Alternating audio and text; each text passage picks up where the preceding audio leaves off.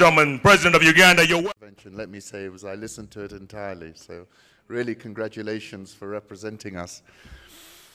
We're then going to move to a panel discussion, and we'll have a discussion which I'll lead, and then we'll take questions from the audience and answer all the questions that you might have.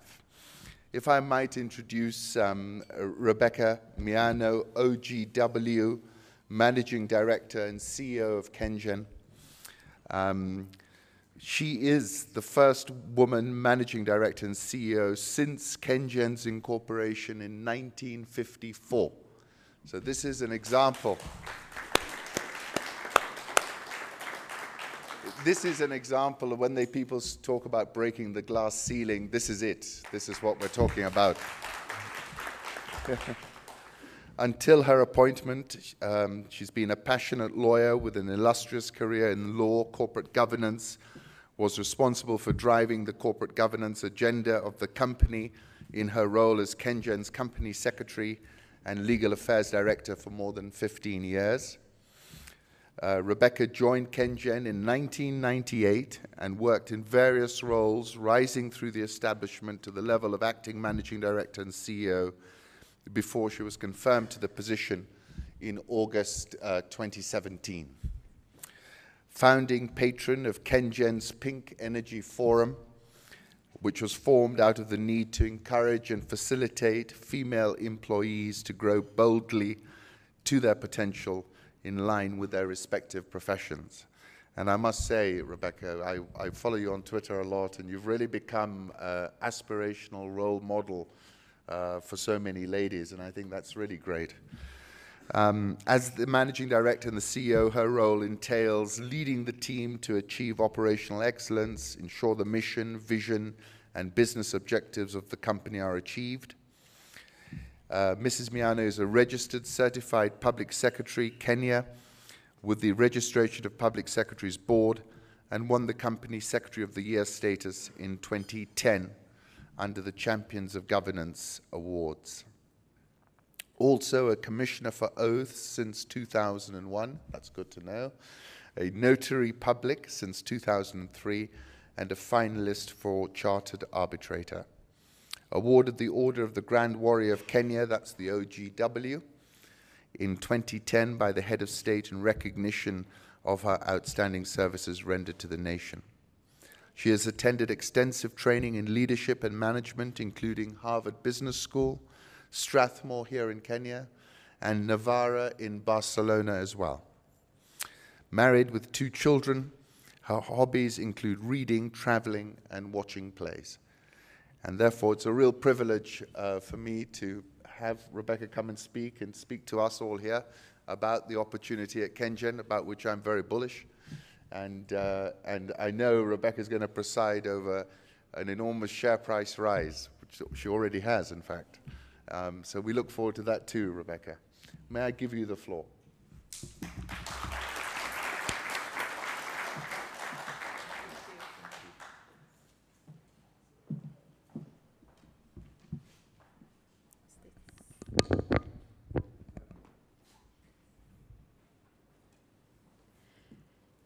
Good evening. All protocols observed. It's a real pleasure to be here in this forum and to see so many people who are here despite it being a Friday evening.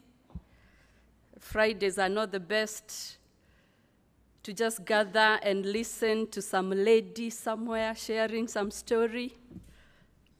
It really excites me to see you. I'll just start by sharing my story. Of course, not what Ali Khan has told you. I was just listening and wondering, who is that being described? So I'll tell you how I grew up, my career, my experience, where I am today, and probably some of the habits that I've come to embrace that have worked for me.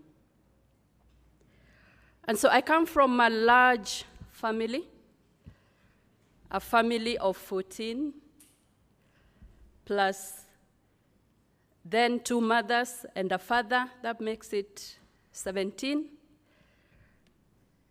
By all means, I was number 13, which is second last. And those who say that number 13 is unlucky,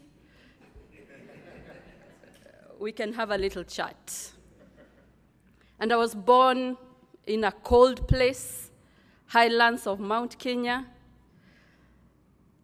And that gave me a lot of problems in my early childhood because I used to have a lot of issues, tonsils, colds, running noses, you know, all those kind of who had no shoes and warm clothing. And so I think after class 1 and class 2, it was apparent that that was really affecting my life. And my father then, who was a civil servant, was transferred to a warmer part of Kenya in the Rift Valley. And he decided to take this girl who was sick to a warmer place. And that sorted out my problems. At that time, I started doing very well in school. But just when we settled in class 4, he got another transfer. And he decided he needs to leave me somewhere because his career was such that he could be transferred all over Kenya anytime. And so he got a boarding school for me in class 4. And I was taken there. And between me and my box, we were not sure who is bigger than the other. But I landed there, worked very hard. At that time, it was clear, at least I was talented in terms of education, very decent grades, leading in many exams. And that time, we did the CPE in class 7, did very well among the top 3 in the school. And I joined a school, not a very high school, not a school in Nairobi, but further away from the family, further from my mother, who had let me go in class 2. Class 4, she had to let me go to a boarding school. After class 7, she had to let me go to a far-flung school. And even as I finished school, she never knew where I schooled because she never visited. Her role was, at the beginning of the term, to take me to the bus stop, some little pocket money in addition to what my father had given me. She used to give me secret more coins. And so I went there from 1 to up to 4. I did 4th form. Again, emerged the best student, not only in the school, but in that region. Then I had to join Form 5 to continue with high school. But at that point, I had come across people who knew more than I did, and they told me there was a school in Nairobi called Kenya High. And I said, since I had done well, I wanted to go to that school. But the headmistress of my previous school had made arrangements for me to continue in my old school. So my father took me back to the same school. And I decided, no, I have to go to Kenya High, wherever it was. I had never been to Nairobi. And I wrote my father a letter telling him I will discontinue school if you don't take me to Kenya High School. Ladies and gentlemen, till today, the reply hasn't come. My mother told me the letter was received. Because I had posted it, I had put a stamp, the letter was received. The reply never came, and it will never, because things have moved on, and my late father now cannot write a letter. And so I did my exams in high school, did well. I was admitted to Nairobi University to do law. At that time, career choice wasn't a big deal. It was just a cutoff. If you get marks between this and this, you take this course. And so I was among the people who had qualified with good marks, and then I was admitted to take a law degree. So I landed in Nairobi. The Nairobi I had so desired in Form 5. When I landed, I was intimidated. I hated the Nairobi that I had loved, because I found things I had never seen. My classmates in law school were from all over, and it was clear, this lady, she comes from somewhere else, but maybe not Kenya, because I was really green, you know, that kind of green that Safaricom puts in their logo. That's the green you can associate with me when I joined university. But anyway, I did well. I graduated with a law degree, and I decided to venture into law practice. I went into a law firm, a young lawyer. You know the lawyers' dress codes, black suits, blue. I had none of those. I had some random things that kept you dressed. And one day, my boss sent a message that I had to go and represent him in court, take a brief, because he was not available.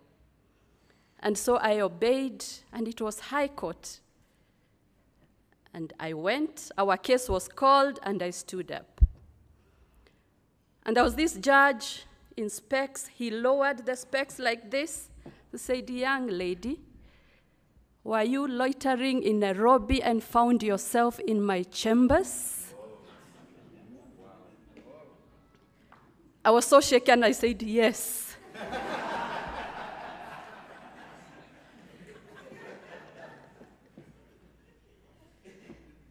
The case could not continue, because how can a loitering young lady from the streets of Nairobi end up in a judge's chambers and be allowed to prosecute a case?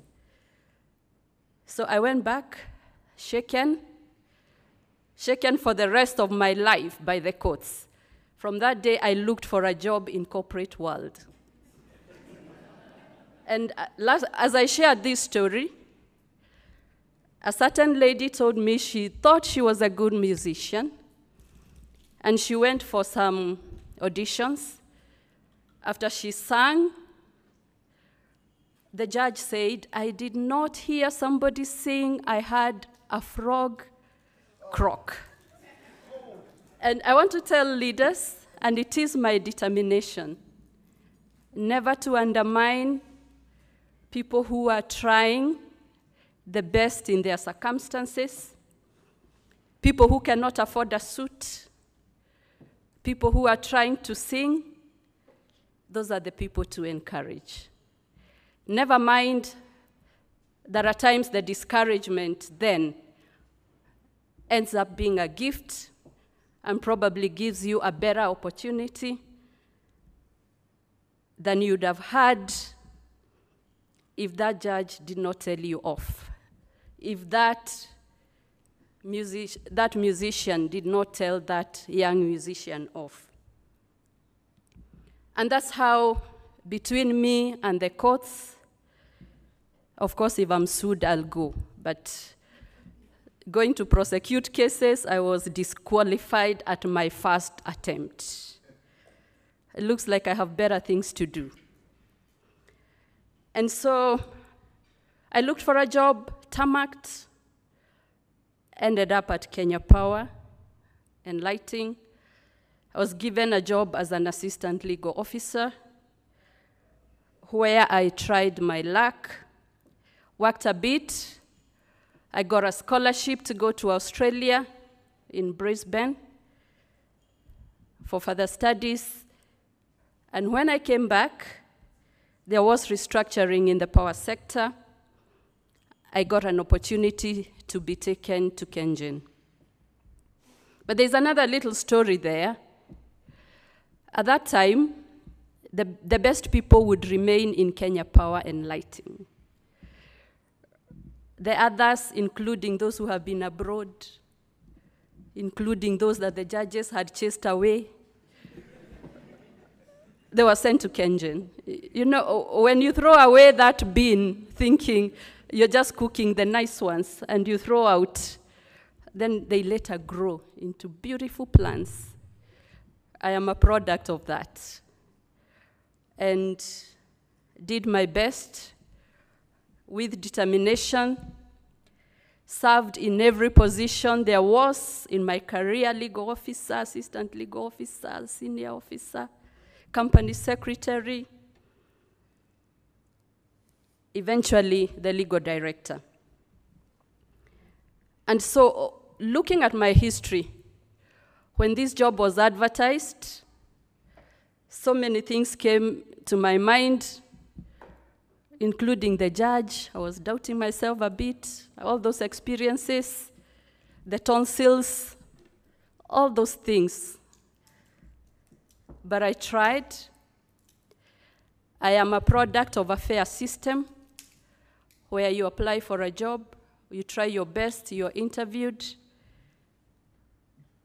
and you're given the job. And so I think for the last 6 months, I have been in that position. But that story alone is not enough. I wanted just to share very briefly some of the things that I have worked on, some of the habits, some of the success markers that have worked out in my life. First, I have looked for people who cared, mentors, people who supported me, to just give me the strength and to encourage me. That's one of them. But then I decided to work on my clarity, to just sort out who I am once and for all, despite what I had gone through. So I worked on my clarity, worked on my courage and confidence. I intentionally work on my energy. I want to remain energetic to do what I have to do. I've put in place practices that make me productive because I want to be a high performer. I work on all those things. I concentrate on influence to see how I want my life to influence other people, either at home, social circles, or even at work. And so, ladies and gentlemen, that's the simple story. I've looked at the successful people, tried to understand the magic mojo around them, tried to emulate here and there, and that little story has brought out the product you see today. Thank you so much.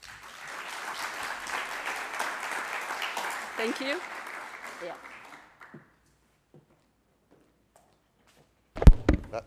That was very...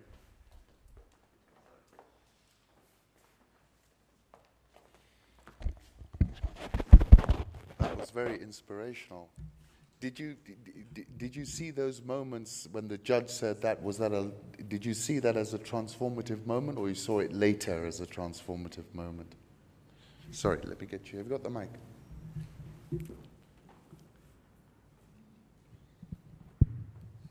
Sorry, I was just going to...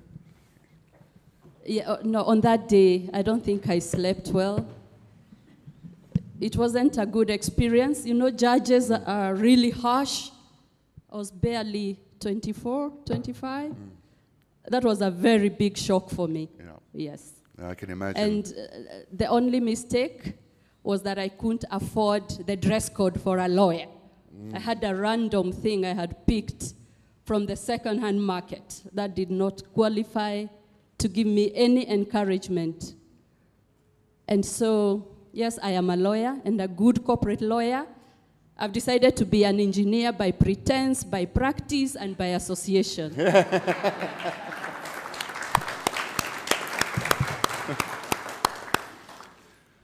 So I think the next point we were going to go to was to the presentation Can I call you back for that? Thank you. Thank you. I'm still energetic. Yeah. Well, those were very good energy drinks out there, I noticed. You guys are ready?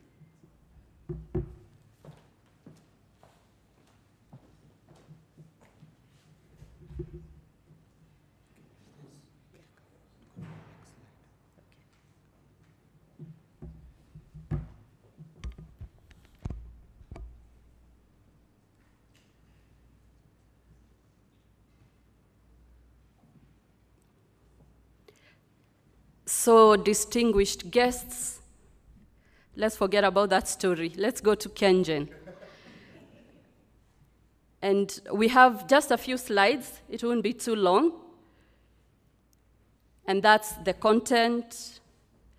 We will look at the sector overview, just for clarity, about KenGen, our strategy, financial highlights, very briefly, how we do our community engagement, and then I'll share with you the ongoing project pipeline. This may be rather obvious, the setup of the energy sector, starting with the policymakers, Ministry of Energy. It's no longer Energy and Petroleum, just the Ministry of Energy. Then we have the regulator, ERC. We have the Energy Tribunal, not too much heard of, but handles all the disputes in the sector. And then we have the main function, generation, and that's where KenGen sits, together with the IPPs.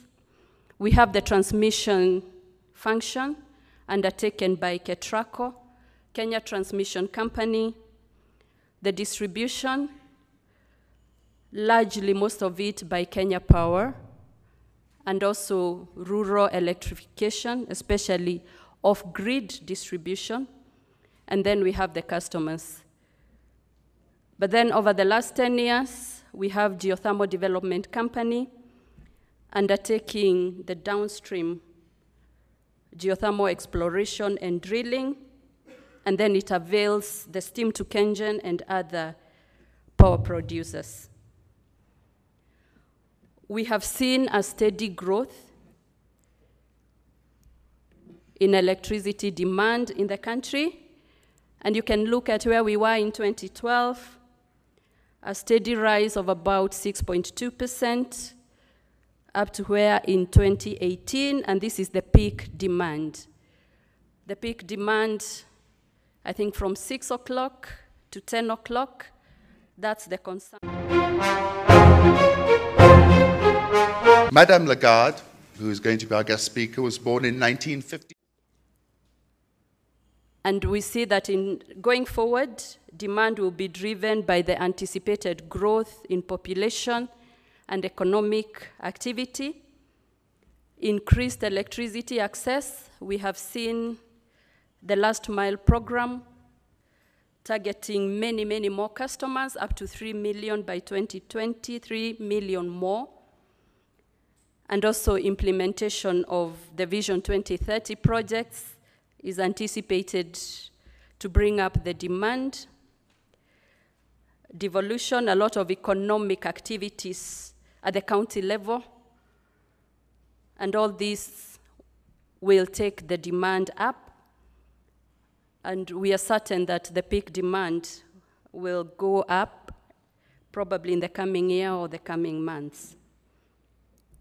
And then we shall look at the national energy consumption in gigawatt hours. And from 2011 to 2017. And the orange one is KenGen. The purple one is the IPPs. And you can see that KenGen accounts for about 74% of the energy consumed in Kenya.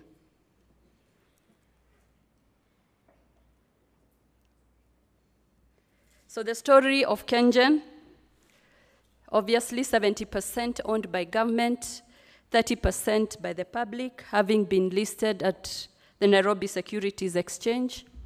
Our installed capacity, 1,631 megawatts. You can see our revenue, 34 billion. That was the full year 2017. Market cap, 55 billion. And we can see the geothermal potential. The 10,000 megawatts is actually for the country, but in terms of geothermal, KenGen, or Kenya is the ranks 9th position in the global geothermal lineup. We were safely number 8 until Iceland implemented some projects. But because we are undertaking Olkaria 5, 140 megawatts, and Olkaria 1, Unit 6, 84 megawatts, that will be on stream sometime next year and early 2020, we shall safely reclaim our number 8. We have diversified technology. We have 50% of our generation being hydro, 818 megawatts.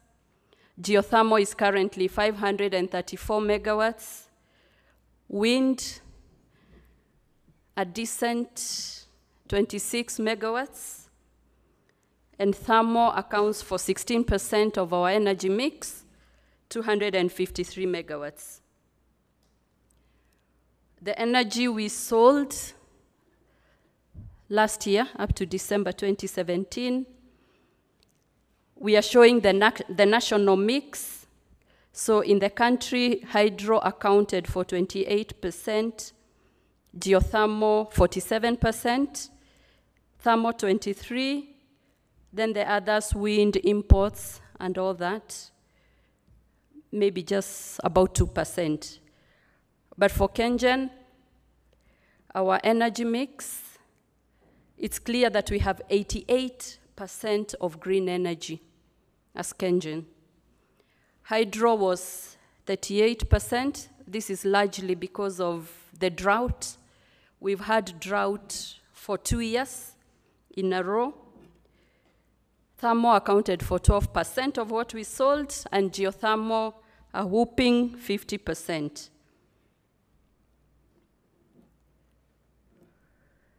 Our strategic aspirations can just be simply summarized into 3. We want to increase our capacity by 2,500 megawatts, and we want to remain relevant, a large player in the market by 2025, and we shall largely focus on geothermal and also on the renewable energies. We want value creation to provide adequate return to shareholders, targeting a return on invested capital of 10%. And then, even as we do our business, as we make profit, our aspiration is to lower tariffs. And we want to profitably supply cheaper renewable energy to this country. And if you look at the geothermal, the hydro, those are the cheap sources of energy, and that's where KenGen participates largely. So I want to share with you our strategic focus, which is to grow supply ahead of projected demand. And just to say that up to 2007, 2006, 2007, we recall that Kenya did not have adequate power. The demand was higher than the supply. We had a very major drought in 2009. I vividly recall customers used to get power 3 times in a week. We used to have emergency power generators, 290 megawatts, and life was just miserable. In 2017, we had even a worse drought than 2007. Customers got power throughout. We had 0 emergency power. And that is a summary of the geothermal story. that is not shaken by drought, by weather, and therefore we are able to provide power to this country and be able to forget what happened in 2009 and such years. And so we have a strategy that we summarize as good to great. We know KenGen is a good company. We are on a journey to make it great. We also want to make it sustainable, and so that it will be sustainable from one generation to the other. And that's where we have our strategy summarized as G2G, meaning good to great, and generation to generation. Our strategy had 3 horizons by the time we crafted it in 2008. The first horizon, 2008 to 2012, was to stabilize the power situation in Kenya. Like I have told you, how it used to be, very little power, inadequate. I'm glad to report that that was achieved, and that was largely stabilized in terms of availability of power. And then we went into Horizon 2. We delivered 375 megawatts in renewable. And in 2016, we revamped our strategy, which we are now implementing. And that's how we arrived at what we aspire to deliver, 2,500 megawatts. And then beyond that, we want to explore expansion opportunities beyond Kenya and have an African footprint. So that's the summary of our strategic focus. But then as we move on, we also have a 3-tier business model for strategy execution. To simplify it and to understand it, we have KenGen A, KenGen B, and KenGen C. KenGen A is what you see today: power generation using conventional sources of financing, DFIs, and all that. But we want to implement KenGen C, where we want to have partnerships, special purpose vehicles, and we want to attract many more partners to be able to expand our business. And then KenGen C is to diversify our business portfolio. We also want to undertake other things that are not power generation related. We want to do consultancy. We want to do some water, some industrial parks, and all those things that we can do that are not related to power generation. And at the crossover of 2017 to 2018, we have come up with a theme in KenGen. We are all rowing the boat together. We are all pulling the direction towards the same direction. All our staff, we are rallied together. And we have declared 2017 to be a build year. We will build our company. We will build our resources, our capabilities, our leadership. Everything we touch, we want to build it. We want to do that by bringing the best of ourselves. We hope our brand will continue being better, a good reputation and identity. And we want to serve you. We want to serve everybody and interact with Kenyans by being present. When it's your time, we want to give that opportunity to you, doing business by not being distracted. So that's our theme for the year. And then just a quick highlight of our financial performance. And we have a summary of our income statements. Good, steady growth. Though last year we were affected by the drought I talked about, we were also affected by depreciation, but quite a good performance.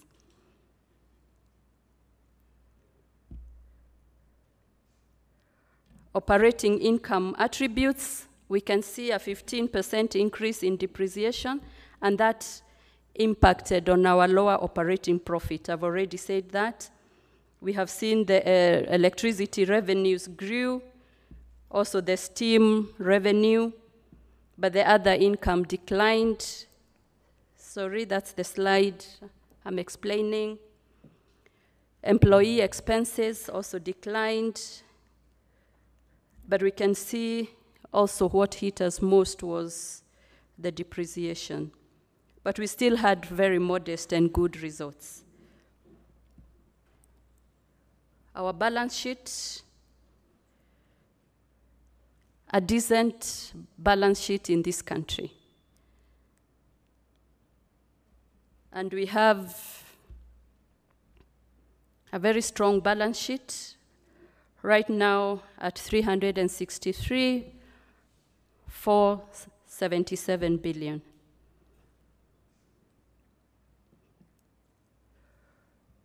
Our debt profile,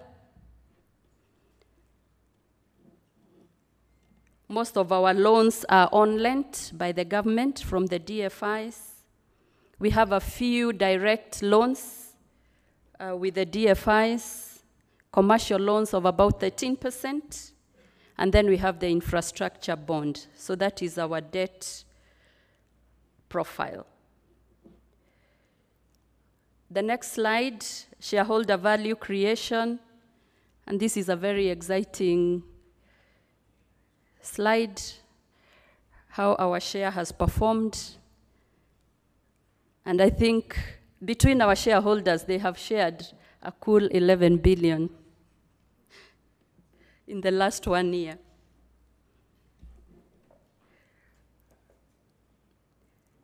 Then as I finish, I want to share with you our value-based approach to community engagement, because as you're aware, our installations are not in the city, they are where many communities live. And we would like to create value. We have recently, with the support of Power Africa, come up with a strategy of how to handle the communities for sustainable value creation. And we want to have a social license to operate. And so we are working on things like unity, capacity building, collaboration. And we want communities to be impacted positively by everything we do, even as we implement our projects. KenGen has a corporate social investment. Largely, we support education. We are sensitive to the environment and the conservation and sustainability, and also water and sanitation. So those are some of the things we concentrate on, and we have a foundation that is now concentrating on our corporate social investment.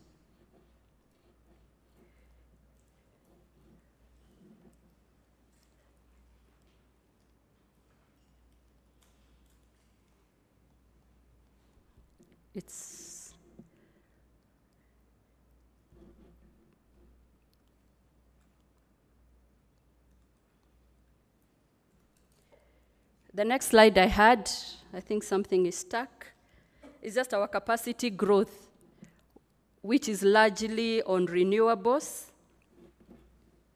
And out of the 2,500 that we intend to implement by 2025, most of it is renewable.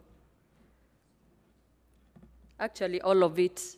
And then the way we do our projects funnel, we have the concept, feasibility study, we do the appraisal, and then we go on to development.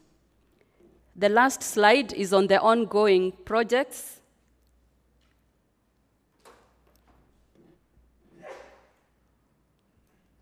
Yeah.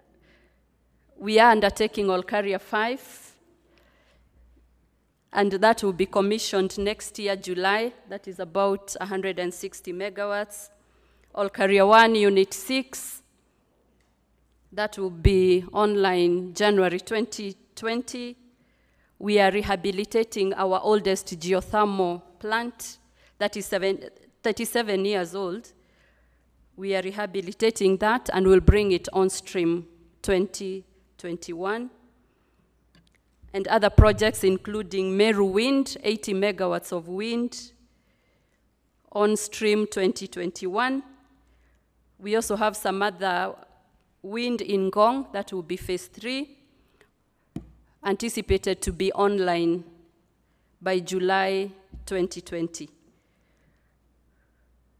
And so that, in summary, is the next story, the story of KenGen. Thank you very much.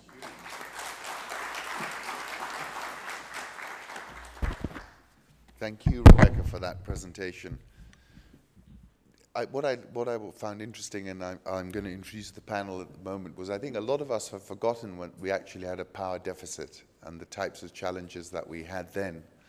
And I must admit, the fact that, in the drought, 2 years of drought, that we haven't seen the type of situations we saw before is really a great achievement. I'd like to briefly introduce the panel before I go to questions, and then, of course, if you want to ask some questions, we'll take them as well. Let me just introduce, going from next to Rebecca, is Moses Wakese. He's a business development director. Moses is a registered project manager with 17 years of experience in managing projects across diverse economic sectors in Europe, Asia, the Pacific, and Africa. Holds a Bachelor of Science degree in Mechanical Engineering from Jomo Kenyatta University of Agriculture and Technology, Master of Science degree in Mechanical Engineering, Applied Mechanics from the University of Nairobi, and a postgraduate certificate in Project Planning, Appraisal and Financing from the University of Bradford. I think what's clear here, you've got to have your academic credentials to get into KenGen, which is a good thing.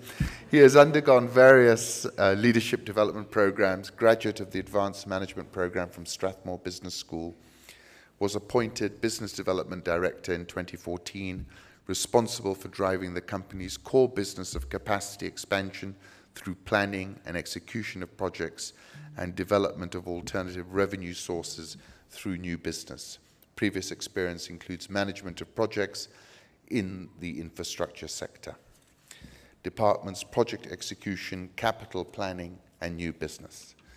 Then to his right, we have David Muthike, who's the Strategy and Business Performance Director, a distinguished business strategist with tested experience in power sector strategy formulation and implementation, holds a Bachelor of Science degree in Electrical and Electronic Engineering, Master of Business Administration and Strategy, Postgraduate Diploma in Project Appraisal and Management, and a Certificate in Advanced Management and Leadership Program.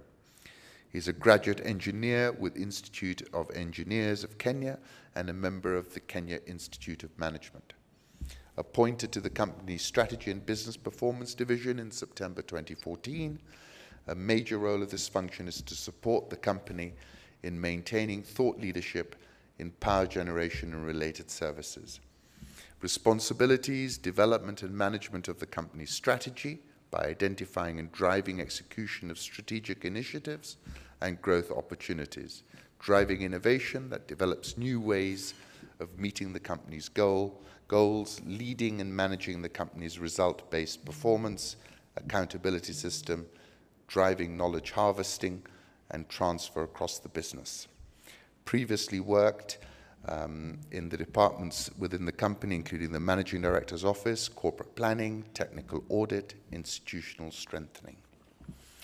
And then finally, to his right, and last but not least, is John Mudani, who's the Finance and ICT Director, but he's also a writer and an author, and very cryptic on Twitter. If you want to follow him, he's on Wiseman. John Mudani is a zealous financial management expert with extensive experience, holds a Bachelor of Commerce degree in accounting, MBA in marketing, Master of the International Business Administration, a member of Kenya's Institute of Management, KIM, and the Institute of Certified Public Accountants of Kenya, ICPAC.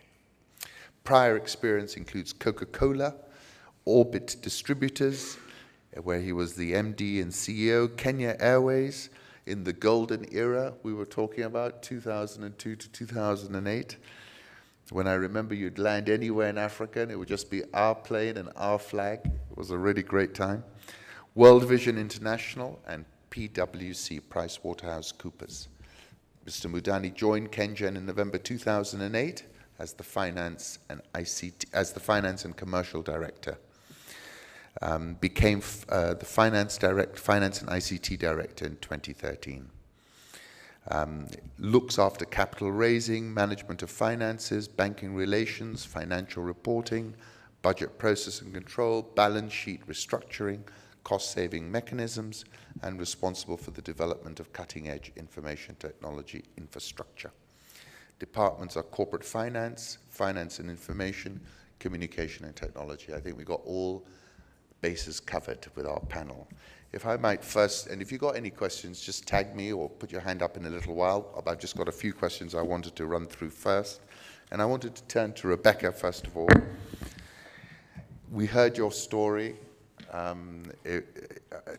Really remarkable. What age did you go to boarding school, by the way? What class was it, you said? Class 4. Which is? I don't know girls are how old in class 4, but I was that age. It was, how old? 8. Yeah. 9 or 10. Yeah. 9 years or something. I came to boarding school in Nairobi when I was 9. I found it very traumatic. You know, you're describing just being put on a bus. I would have been crying my eyes out. So very, very brave. Rebecca, what I wanted to ask you about is you've been playing this role, as I said, of, you know, a lot of women I'm seeing are aspiring. They see you as somebody who's led the way, and I think they want to follow. And I think you've been very invested in making that happen for people. What I wanted to say, ask a couple of things. First, female MD of KenGen after 60 years. Is your gender an issue? Or is it not an issue? Should we even focus on it? And then the second part of my question, if I may, is, you know, what is the style? The Swedes talk of female leadership in Sweden. They've got lots of government. I think more of the government is female than male. Eric Solheim, who was our previous guest from UNEP, was describing how Norway is completely transformed it, that even the man is feeling inadequate now, that, you know, they're looking for their role. What is your style? We heard it, but how would you best describe it? So I'll start with the question whether gender is even an issue, and should you focus on gender? When you see Rebecca in KenGen, don't focus on the gender. See a business magnate. Ooh. See a governance champion. See a good leader. If you wish, an engineer or a legal engineer, a combination of that. But if the gender sweetens it, you can look at it at the end. Yeah. What about leadership? You know, would you say that it's a feminine leadership you're trying to bring in, or that's not really? I think leadership doesn't know gender. Leadership knows no gender. Gentlemen are very good leaders, and so are ladies. There are differences. It is said that ladies are more inclusive. Ladies, I don't want to be controversial, maybe more caring. And those feminine skills are also valuable in leadership and to companies. And so I bring into KenGen what any gentleman leader would bring, but with a feminine touch. And so I don't think there is a difference between female leadership, not much. It's just the touch. But the qualities of leadership are not gender-based at all. We can be as good leaders, and we are, just as our male counterparts. And that's how I would like to look at it. Thank you. What's been your experience since you became the CEO? I must say it has been a good experience. I was lucky to get a lot of internal acceptance. Having been in KenGen, I didn't realize what level of acceptance you can get from a company, and that has been above average. That has made my work easier. I did not need to learn the business. If I have invested 24 years or so in this engineering business, the business I know, that I am sure. You can take that to the bank. So having known the business, it's just now the leadership that I have to concentrate on. That has been my experience. But of course, having been a lady, after many, many gentlemen, everything was so masculine. And when I was appointed, the HR director allocated me with a big Prado. And he didn't realize that all the security details were all men, from the door, up the lift, and wherever. And so I decided to get into that Prado. I'm a skirt wearer. I would struggle every day, until one day I realized the guards are rather enthusiastic. They have looked at my legs in the morning, noontime, early evening, even as I leave. And I went to the HR director. I told him, things must change. The following day, I found some female security detail. And I remember the first week I was appointed, let me tell this story. I was in the lift carrying my handbag, and the security guards asked me, do I help you? Because everybody was confused. And I said, no, I'll carry my handbag. In the lift, they are not sure what to do, whether to look at me. And I decided to just get help from HR, and they did. And the office itself was so masculine. It had never imagined anybody with a handbag and high heels and a skirt will enter that office. All that has been sorted. It's a story for another day. That's my experience. I've just got a couple more questions. You know, we've had a lot of challenges, Rebecca, with corporate governance in a number of companies in the Nairobi Stock Exchange. You've spoken about that briefly. What is your perspective on corporate governance? How do you try and make your organization, a best of class in that space? Of course, looking at my background, my experience as company secretary for about 10 years, having won an award, Company Secretary of the Year and Champion Governance, that has been one of my biggest strengths. And we have built structures in KenGen, starting with the board, a strong board with the board committees. We also ascribe to the corporate governance regulations. We try to benchmark for best practice. And if you come to KenGen, you will find solid corporate governance. And in business terms, I can confirm that we are doing quite well in this country. And that is my passion. And I believe even as the board was looking for a candidate, one of my strongest points was corporate governance. And I think corporate governance, I believe, truly believe, good corporate governance is the foundation of corporate organizations in Kenya. No matter how well we are doing, no matter how other things are going well, without corporate governance, it is not sustainable. We intend to take it to the next level and now ensure that we are just the top, not even among the top. Yeah. My final question before I turn to the other panelists is, the President has yesterday, or was it the day before yesterday, was speaking in Parliament about his Big Four agenda. There's a lot of excitement around that Big Four agenda. I saw some statistics which I think Simon was debating me on, because somebody said that our manufacturing is now only 10% of our GDP, in part because remittances have gone up, so the composition has changed, but still. You know, how do you see your role at KenGen today in terms of stimulating manufacturing and delivering what is the most important thing, I think, for our economy, which is jobs for our people? How do you play that role? At KenGen, we have embraced the Big Four plan, what was launched by the President and the government.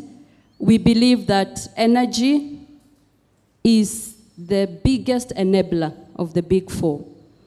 We know that the Big Four will be anchored on infrastructure, the roads, the water, and energy. We verily believe that energy is the cornerstone, and we shall be the biggest contributor to the success of implementation of the Big Four. And that's why we have a project pipeline. And our role will be to implement those projects in good time so that the country has adequate power to be able to do the manufacturing, be able to have food security, the health, and the housing.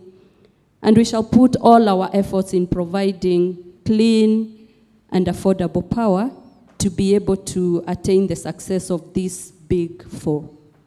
Yeah. Thank you. I'd like now to turn to David Muthike. David, of course, is the Strategy and Business Performance Director. KenGen has been known for some innovation, geothermal in particular, cutting-edge research. Tell us a little bit more about what you're doing in that space, the upcoming G2G Global Innovation Summit, and how you're keeping the organization at the cutting edge of what is quite a fast-moving space. I mean, I was looking at some data about solar energy, the prices that are now coming on the grid in places like Dubai. How do you stay abreast of it? How do you decide what you really want to focus on? Can you give us a bit of an insight? Good evening, ladies and gentlemen. I wish to start and say that innovation is making things happen.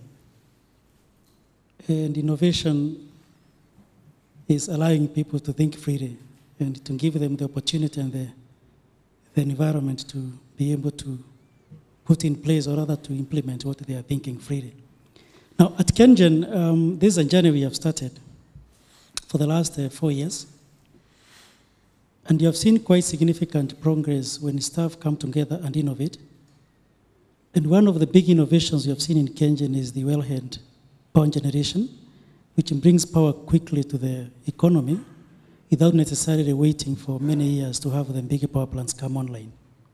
But most important in our core mandate of power generation, and in particular in geothermal, is what we are seeing as cutting-edge drilling technology. And the innovation basically here is when you drill 3 kilometers underground. Is that how deep you're drilling? That's how deep you're drilling. And in the course of drilling, you realize you might not get the steam you're looking for if you go vertically. Then you have to innovate to cut an angle, and you can go some other 1 kilometer to be able to tap that steam. And that is what we are calling directional drilling. It's a cutting-edge innovation, given that when you are going 3 kilometers down, you don't even see what is happening.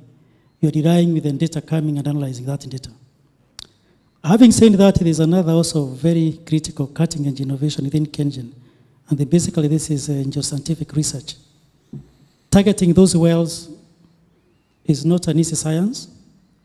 And you have seen innovation in that area that has made us tap some of the biggest wells we have, like 30 megawatt well capacities. Having said those big examples of innovation we are doing, what is important is the company to provide the environment for staff to exercise that and allow the staff to take that risk. And what we have done at KenGen is to make it as basic as possible. So we have given staff a full day from morning to evening for them to sit in a forum like this and present their ideas in every quarter. And those ideas, we have a mechanism at which they are filtered. We have an internal innovation council, purely led by the team and supported by the board, by the CEO and us executive directors. And that team filters those ideas, as many as over 100 ideas in a year, and only about 40 or 50 that make it to the Global Innovation Seminar I'm talking about. And that summit is actually a prestigious event, and any staff who makes up there, we recognize them and reward them and give them the opportunity. And the CEO has allocated a budget for that. And the summit for this year is actually happening next month. That's 18th to 22nd of June. And looking at the journey we have come, we have also tried now to also help others. We are also supporting the universities, and we have some partnerships with the universities to make innovation a major transformation agenda for KenGen. Have you got an example of an innovation that you've then taken up from this process? Exactly. In breeding, for instance, we normally use a lot of breeding detergent. And this detergent we normally purchase. Most of it comes from US, others are manufactured.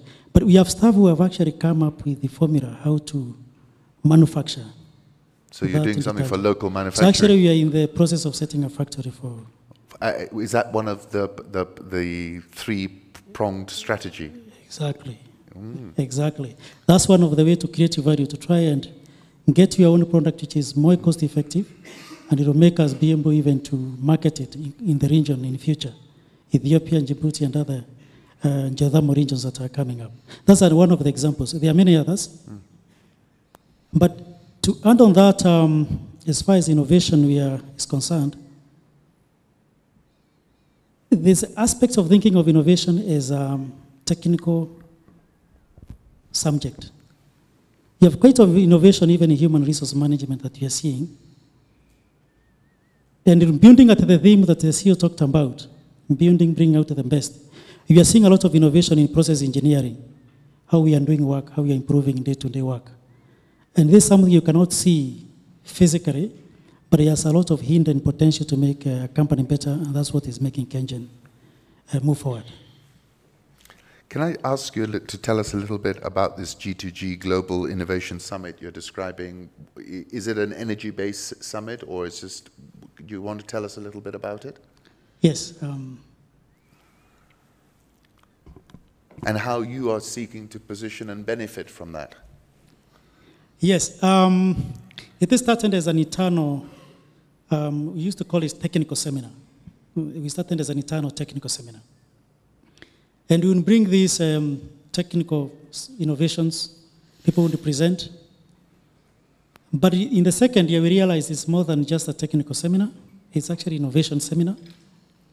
And this year, we have moved from the word innovation seminar to innovation summit. And on top of that, we have called it global. We are inviting international companies who actually come and even exhibit, share the innovation they have. And we are creating partnerships with those companies. That's one of the areas we are benefiting a lot, to open the KenGen to the international world and be able to leverage what is happening across the globe. And this year, it will be an exciting one. The interest is quite good. And I wish to invite the participants this evening. We'll be there. June 18th, to see the KenGen finest mind of scientists, officers. The CEO will be there. These gentlemen, they will be there. And you see the finest of KenGen. KenGen has its own innovation. They will be exhibiting that. And you see the practicality of innovation and the benefits it can bring to the business. Thank you. John, can I turn to you? John, why don't you break it down for us? You know, how do you make your money? What does the business cycle look like? What are the new exciting areas that you're seeing happening? Because when I looked at the results, I saw steam was one of your fastest growing revenue components. Would you give us a view on what's happening? Okay. Good evening. Now, I think to just to talk about how we make money, it's good to understand our business. KenGen, we build power plants. And after we build those power plants, we lease them out, actually. We give them to Kenya Power Lighting. We're also a manufacturing company. We manufacture energy. So every light you're seeing here, we actually a unit, and we are classified by Kenya Revenue Authority under manufacturing. So we manufacture power, we also build power plants. Now, in terms of how we make our money, one is through those contracts. We call them power purchase agreements, which we sign with our off-taker or a distributor, Kenya Power Lighting. And there are two ways we make money from that. What I talked about, we build power plants. There's what's called capacity revenue. So capacity revenue, which is almost 90% of our revenue, comes by building power plants and ensuring those power plants are available. And available here means they are mechanically available, ready to fire. It is like hiring a car. If you hire a car, you can choose to drive it around, go to Masai Mara, go everywhere else, or you can park it and you'll still have to pay for it. So really, that's a capacity revenue. Then we have the energy revenue, which is from the units that we sell. So that's the main source of revenue for KenGen, what comes from power plants available and the units that's generated. The second source of revenue that we get is what we call steam. And steam is one of the emergent sources of revenue that we have. For those who look at our financial results, by half year we made, I think, almost 3.6 billion. So it's quite a big stream of revenue for us, around like 16%. So steam is one of the areas we make our money. The third area we make our money is what we call other sources of revenue. And that takes the form of the KenGen C that the MDD talked about, which areas that we have competence and synergy. As we talked about steam, we talked about consultancy, so you'll find other income in our P&L. But our main source of revenue is from selling energy and availing power plants, which can be used to generate power to support a Big Four agenda for Kenya nation. Thank you. Thank you. And would you just talk us through the latest revenues, please, John, if you might? Yes. Now, if you look at KenGen, as I talked about, the electricity revenue, which comprises capacity revenue and energy revenue, is what we call the regulated revenue. So that comes mainly from the power purchase agreement that we've signed with Kenya Power Lighting. The other revenue is what we call, for every kilowatt hour, and I think it's been emphasized by my MD, that KenGen is now focusing on geothermal. As we focus on geothermal, what people look at more out there is the energy side. But there's a material, call it the fuel, that makes geothermal work. And to be honest, that's the cream on the cake. That's the greater future. Because we use our own resources, either through borrowed funds or our own funds, and we drill, as David has said, we go 3 kilometers underground and we get the steam out. For that steam, we sell it. And for every kilowatt hour, we sell on average 3 US cents per kilowatt hour. If you look at the geothermal, the main power generation, steam is quite significant as a source of revenue. But we are also looking forward, in addition to other sources of revenue which we have, which comes for consultancy. We are experts in the region as far as geothermal technology is concerned. So we do consultancy for the region, for Ethiopia, we've done for Rwanda, we've done for Mauritius. There are also opportunities within Sudan. So we also are able to do that. We also do drilling. We have got drilling equipments that we avail, particularly for the IPPs, in addition to drilling for ourselves. And all those are other sources of revenue that become the cream on the cake if you look at our turnover. Did you just talk about countries besides Kenya just now? You said South Yes, Sudan. we do. Yes. We are currently, and maybe David, we are currently looking at opportunities in, we have Ethiopia, we have Sudan, we've done work for Rwanda. As I said, we are 9th in the world and we are expert in Africa. So when you talk geothermal, what comes to your mind is KenGen. Starting from seismic, starting from geologists, how to assess where that geothermal is, we have the team that knows what to do, including our own, availing our own equipment to do the drilling. So that's again, that's why when the MD talked about the 3-tier strategy, we talked about KenGen C. And KenGen C is the synergistic opportunity that we have, where we can leverage our capacity, our potential, our knowledge and skills, and our resources to exploit energy-related opportunities other than that. So, yes, to say, yes, we are doing a lot of work for the region. Even now we have got tenders that are going on, which we are participating in affecting other countries. That's interesting. I think from a shareholder point of view, people weren't necessarily aware of that. Very interesting. Thank you for that. John, I'm not going to pose the question that I know someone is going to pose from the audience, but we'll wait for that question for you to answer when it's posed. If I might now turn to Moses Wakesa, please. Moses, sorry you came last, but hardly not least. Moses, can you tell us about Olkaria 5 construction, the anticipated impact on the economy, and also talk about other green projects in the pipeline, including solar? Thank you. Good evening. Yeah, I can talk about many of them, but yes, now that you've been very specific, no, you go. If you want to generalize, generalize. Very well. Okay, thank you. I think the opportunity cost of not having power is higher than being ahead of demand for power, and that is how we operate. In the pipeline that we currently have and we continue to deliver, we ensure that we're investing ahead of growth of demand. Because if the converse happens, then it becomes very expensive for an economy. And I think those of you who have some knowledge on the African continent, you've seen what happened very recently in South Africa, despite them having been ahead, far much ahead of their demand.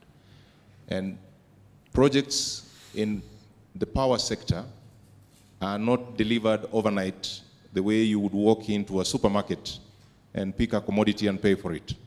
So what Ali Khan then is hinting at is sometime early last year, we had a high-level event, key-level event in Olkaria, where the president broke ground for our current flagship project, which is Olkaria 5. Olkaria 5, previously, before we went to tender, we had estimated with the steam available that we would be able to generate 140 megawatts. However, the way we structure our tenders is such that we create competition for the various bidders to give us higher efficiencies, and they also compete on pricing. We are now ending up with a plant that is going to be 165 megawatts. We are on course. The plant overall progress now is at 35% complete. And maybe just to touch on some interesting aspects, if some of you have had a chance to do a small project of building a house, you may have had the experience of the rigor that you have to deal with different types of fundis, procurement of material, dealing with procurement of licenses. Now that's a very small scale of the number of moving parts that we manage as we implement projects. We have a project whose different components that will be assembled here in Olkaria are being manufactured across about 8 countries globally, including some fabrication that is happening with a local company here. And the supply chain and logistics of managing that is being run by a very talented team. I can afford to switch off my phone for the entire weekend. I will not worry the way you would worry about a fundi waking you up for payment. And things are running as smoothly as you can imagine. And that's a capacity that we've built over the years in bringing forth renewable power projects. So we anticipate that the date that has been set, as the MD said, of July 2019 is not a negotiable date. The weather that is happening currently, we are happy for the rains, they are filling up our dams, but at the same time, there is some disruption at site, but we are managing, and we are very happy to be in that space, spearheading projects that then safeguard what buttresses the economy of this country in power delivery. The portfolio that is largely renewable, driven by geothermal. In geothermal alone, other than Olkaria 5, projects that have been tendered, completed, at different stages of implementation, we have about 340 megawatts today. We have other projects that we're just closing out on financing. We'll be going to tender in geothermal again, another 210 megawatts. But besides geothermal, we continue to invest and safeguard our core assets of hydropower. And one of the key or interesting topics in the public today is about conservation of water. We play an instrumental role in conserving water on the cascades. And we continuously then invest in ensuring that those assets are operating optimally. We have a project that we are looking at now to see how to increase the capacity of our reservoirs, mainly targeting Masinga Dam. We'll be raising the capacity of storage in Masinga by 12%. We're also looking at other technologies. David talked about innovation. Available technologies out there where you drain the dam and you bring the water back up for storage, such that you are running the plants continuously to manage these vagaries that impact us arising out of weather, what you call pump storage. That's a project currently under investigation. But interestingly, in our cascades, we have now just completed a feasibility for a 42 megawatt solar project. That will then complement the generation that comes out of water. We already have a wind farm in Gong. We have a breakthrough in Meru on progressing with the wind project, the 80 megawatts. We should be coming back in the market very soon. But we are also expanding our portfolio on Gong Hills with a further 50 megawatts of wind. So there is nothing in our current pipeline that is not renewable. And we are very happy to be playing in that space. For those of you who've never been to Olkaria, sometimes when we give you stories across platforms like this, it is one thing to get a feeling of the buzz of activity that happens in Olkaria. David mentioned a drilling rig. A drilling rig is a 24-hour operation. For between 50 and 60 days, when crew are up there, they do drilling out there in the bush in a camp, containerized offices, containerized accommodation.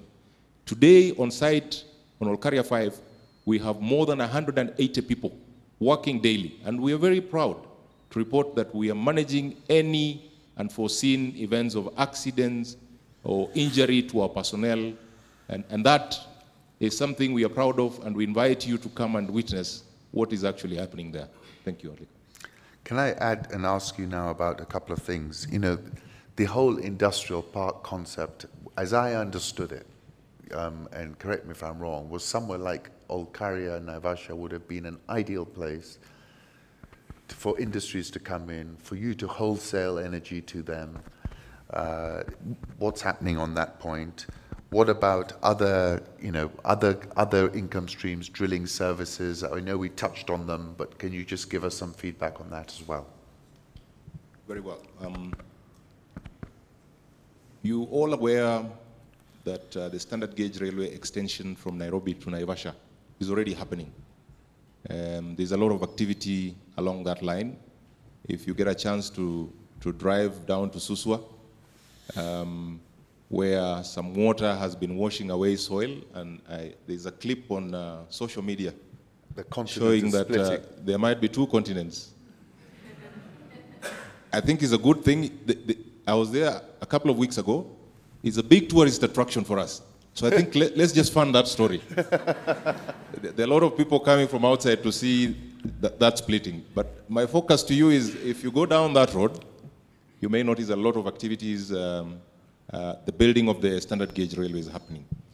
The master plan at a country level is to have certain areas that were zoned out for industrial activity. And Naivasha was specifically picked out as a hub for clothing and apparels, besides supporting food processing. Now, we are uniquely located within that general area in the sense that the energy that we use for driving turbines to generate electricity, which is steam. Steam is the medium that brings up the energy, which is heat energy. And that steam is what we use to generate power. So the energy is heat. Now, traditionally, in the apparels and some food processing industries, their source of heating is steam. But they run boilers so that then they can generate their own steam for purposes of production. Now, there is a cost to that. And we have already completed a feasibility to create an attraction, a value proposition for would-be operators of manufacturing, processing, such that we can offer very competitive prices for delivery of heat, direct heat through steam that we drill 3 kilometers. There are wells that are ready for that purpose. Now, you can't transport the steam for too far a distance. You need to go no beyond 2 kilometers, which means when the railway, the standard gauge railway hub hits Naivasha, we are uniquely positioned to offer energy services to those companies or manufacturers, both local and international, that are in the business of manufacturing using energy, heat energy. But besides that, our traditional business, which is now the generation and sale of power, electricity, they are industries that are sensitive to the pricing of power, but also the quality of power. Now, given that we have a hub within Olkaria already generating 534 megawatts, and we are adding in another 3 years, probably another 400 megawatts, we are in a position to directly supply some of those companies with reliable, competitively priced electricity and over a quality period of time. Some of the such companies are like your cement manufacturers. Cement uses a lot of power, and between 30 to 40% of the cement cost is actually electricity. Now, if we can then have such setting up in Olkaria, we see an overall impact across the economy and, say, the construction industry. Now, within such major consumers, there would be what you call complementing companies. If traditionally you have a wood processing factory, there would be other people who back it up. And we have plans. We finished a feasibility study. We have already cited a location. We are now working with the various government ministries and entities to do the relevant infrastructure. Besides the standard gauge railway, we are even today talking to the different manufacturers. So if there are any that are in this room, we are happy to engage with you to further move that agenda of establishing the industrial park. It will not just be KenGen alone doing an industrial park. There are other players, and you may have read this in the media, who are also interested in doing industrial parks. Location ideal, you're on the major trunk inland roads, and the energy and utility advantages that I've talked about. Thank you. Thank you.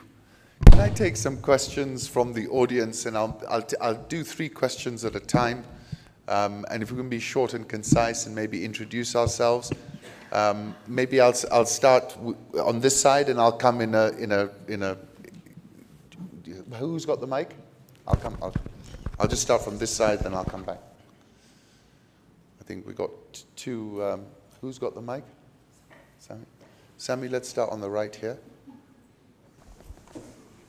We got a gentleman in the shirt, flowery shirt. And then you'll hand it back, and I'll also add in if I've got quite a few questions that have come in. Okay, my name is Joseph Otoko. I'm a building contractor. I have two questions. One will go to Madam Rebecca. First of all, congratulations. That is a great milestone. I would like to know, with the strategic plan you've given us, it shows that you are having enough power, which is beyond the demand that is there. But we are seeing other sources of energy that people are being talked about, like Lamu, coal plant, and probably nuclear. The question is that, do you think that with what you have is relevant, or it really makes business sense to develop those powers? And second, we'll still go to you. And I'd like you to, the aspect of innovation in the company. We see that somebody can be able to produce an idea that's helping the company. But my question is, which is most challenging in many business, how do you accommodate that person that I've made an innovation as a person? Okay, how ownership aspect? There's some companies say you've used our resources and everything, and that really discourages innovation. How do people go to that from a corporate governance view? Thank you. Is that okay, Rebecca? Yeah? I think just behind you. Sammy, you don't have the handheld mic? Oh, okay. Just...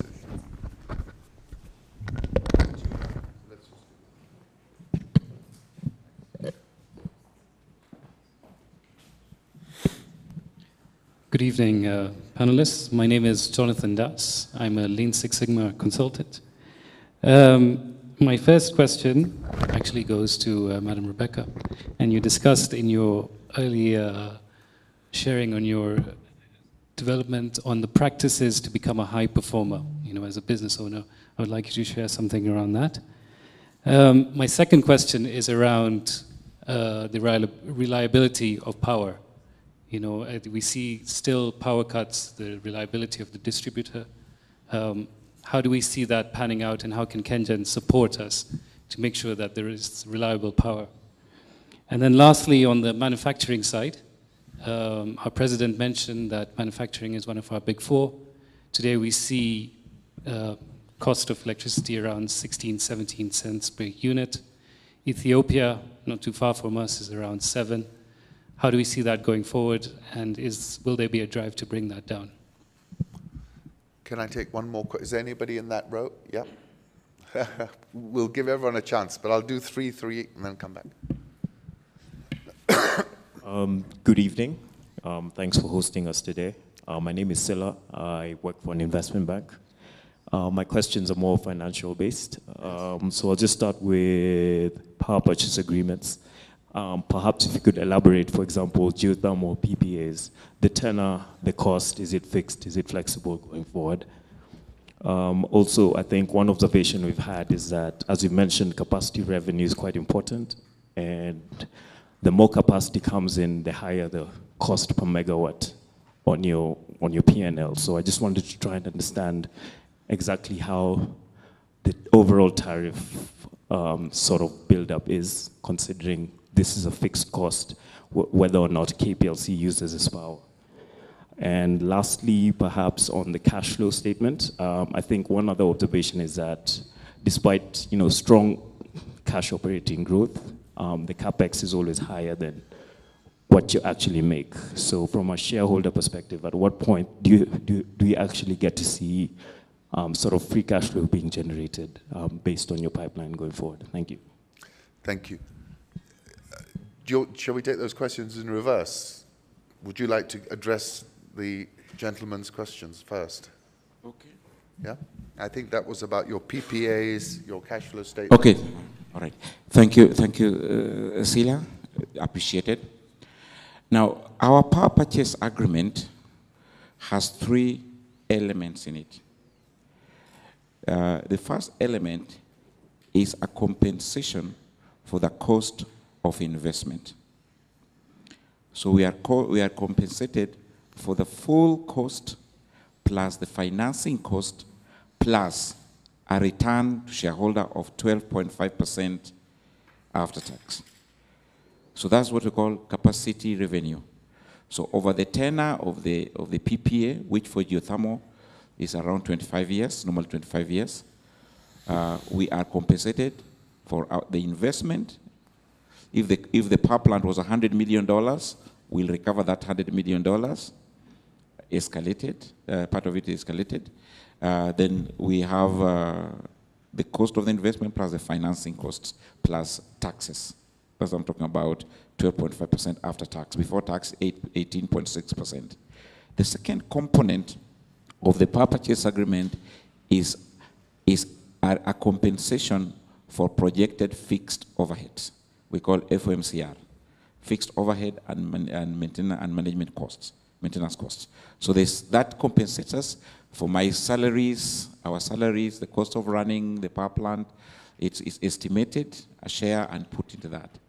The third component is what we call VOMCR, which is variable operating cost.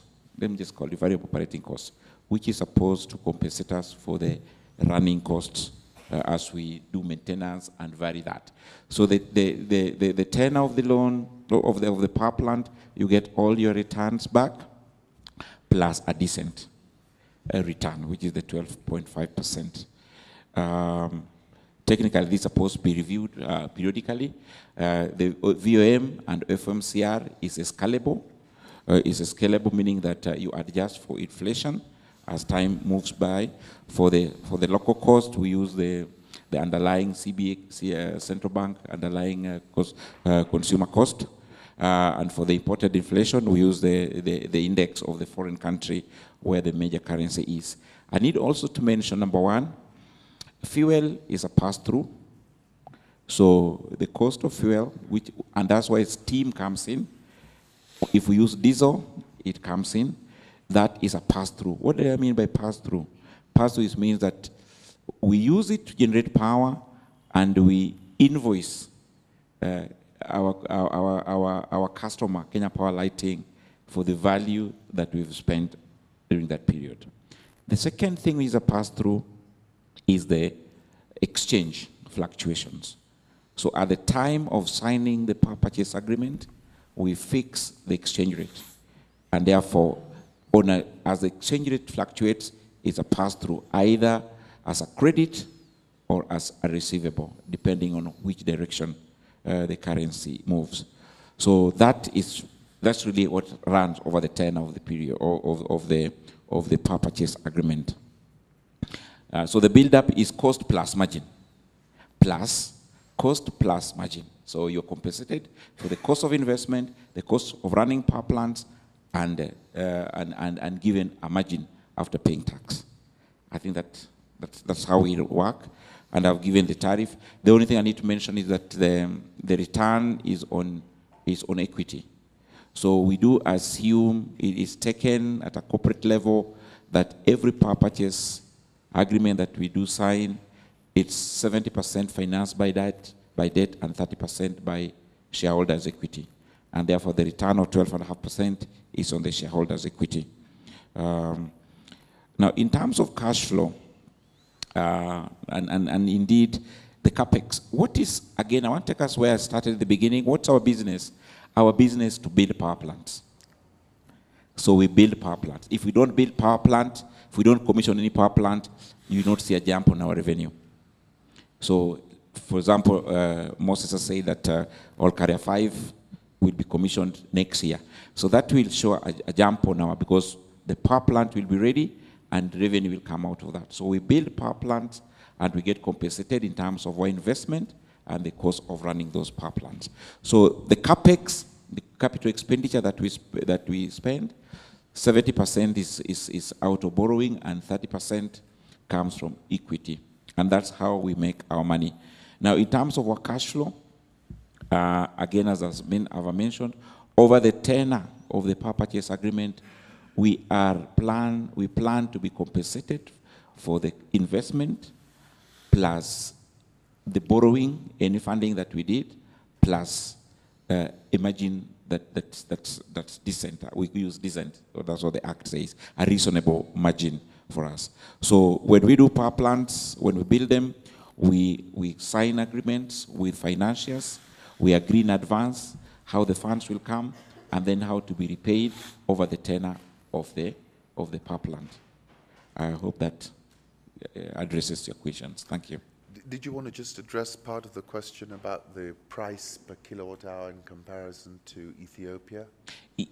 Yes. Now, our price, we have a blended tariff, as it's been mentioned here. The mix, when Madam MD was presenting, she said that we have different sources of energy. We have geothermal, we have hydro, we have wind, we have thermal. I must say, on that scale, the most expensive is thermal. Where thermal is because you use diesel, and then also because most of the time it's imported, it brings an inflationary element and exchange variation element to it. So you find that thermal gets very high. At the peak of it, if I recall, it was 2009. It was coming to almost 32 US cents per kilowatt hour. That has reduced significantly, and the contribution of thermal, as it was indicated, is fairly low, because now most of our contributions are coming from renewables, which is geothermal. Geothermal is much cheaper. Blended comes, if you cost of investment plus the cost of steam is plus minus 7 US cents per kilowatt hour. Then you have hydro. Hydro is the cheapest, and basically because most of our hydro is were built long time ago. The blended tariff on hydro is plus minus 3 US cents per kilowatt hour. Several, just because of the adjustments, you find that so it really reduces. So when we come up with 8 with the blended tariff in Kenya, it builds this together. And that's why as we use more of renewable energy and less of the thermal, you will see our cost of power coming down. And it has come from a high of 22 US cents to 18. Now I think it's around 14. So as we put more hydro, more wind is a lot cheaper again. It's around 8, 9. Solar, once that gets into a bit of it, it's coming slightly lower because of the reduction. As we get more renewable, you'll see the tariff coming down much, much lower, closer to geothermal tariff. I think we should, in the long run, not be too far from 7, 8 US per kilowatt range. Thank you. I think the other questions were directed at you, Rebecca. Do you want me to remind you, or? So one was about performance. That was the question you're asking. What is the secret sauce to personal performance, outperformance? And then I think that was the... Yeah. I can start with a question asked by Joseph about Lamu, about nuclear. And the Ministry of Energy has what we call least cost development plan. And I think planning for power is one of those big things that happens at the policy level.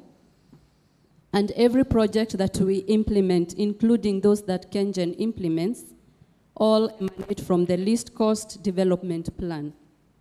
So all the projects, including the ones you have mentioned, so long as they are in the least cost development plan, and I know they are in that plan, then we support them, because it takes into account the long term and the future of the country.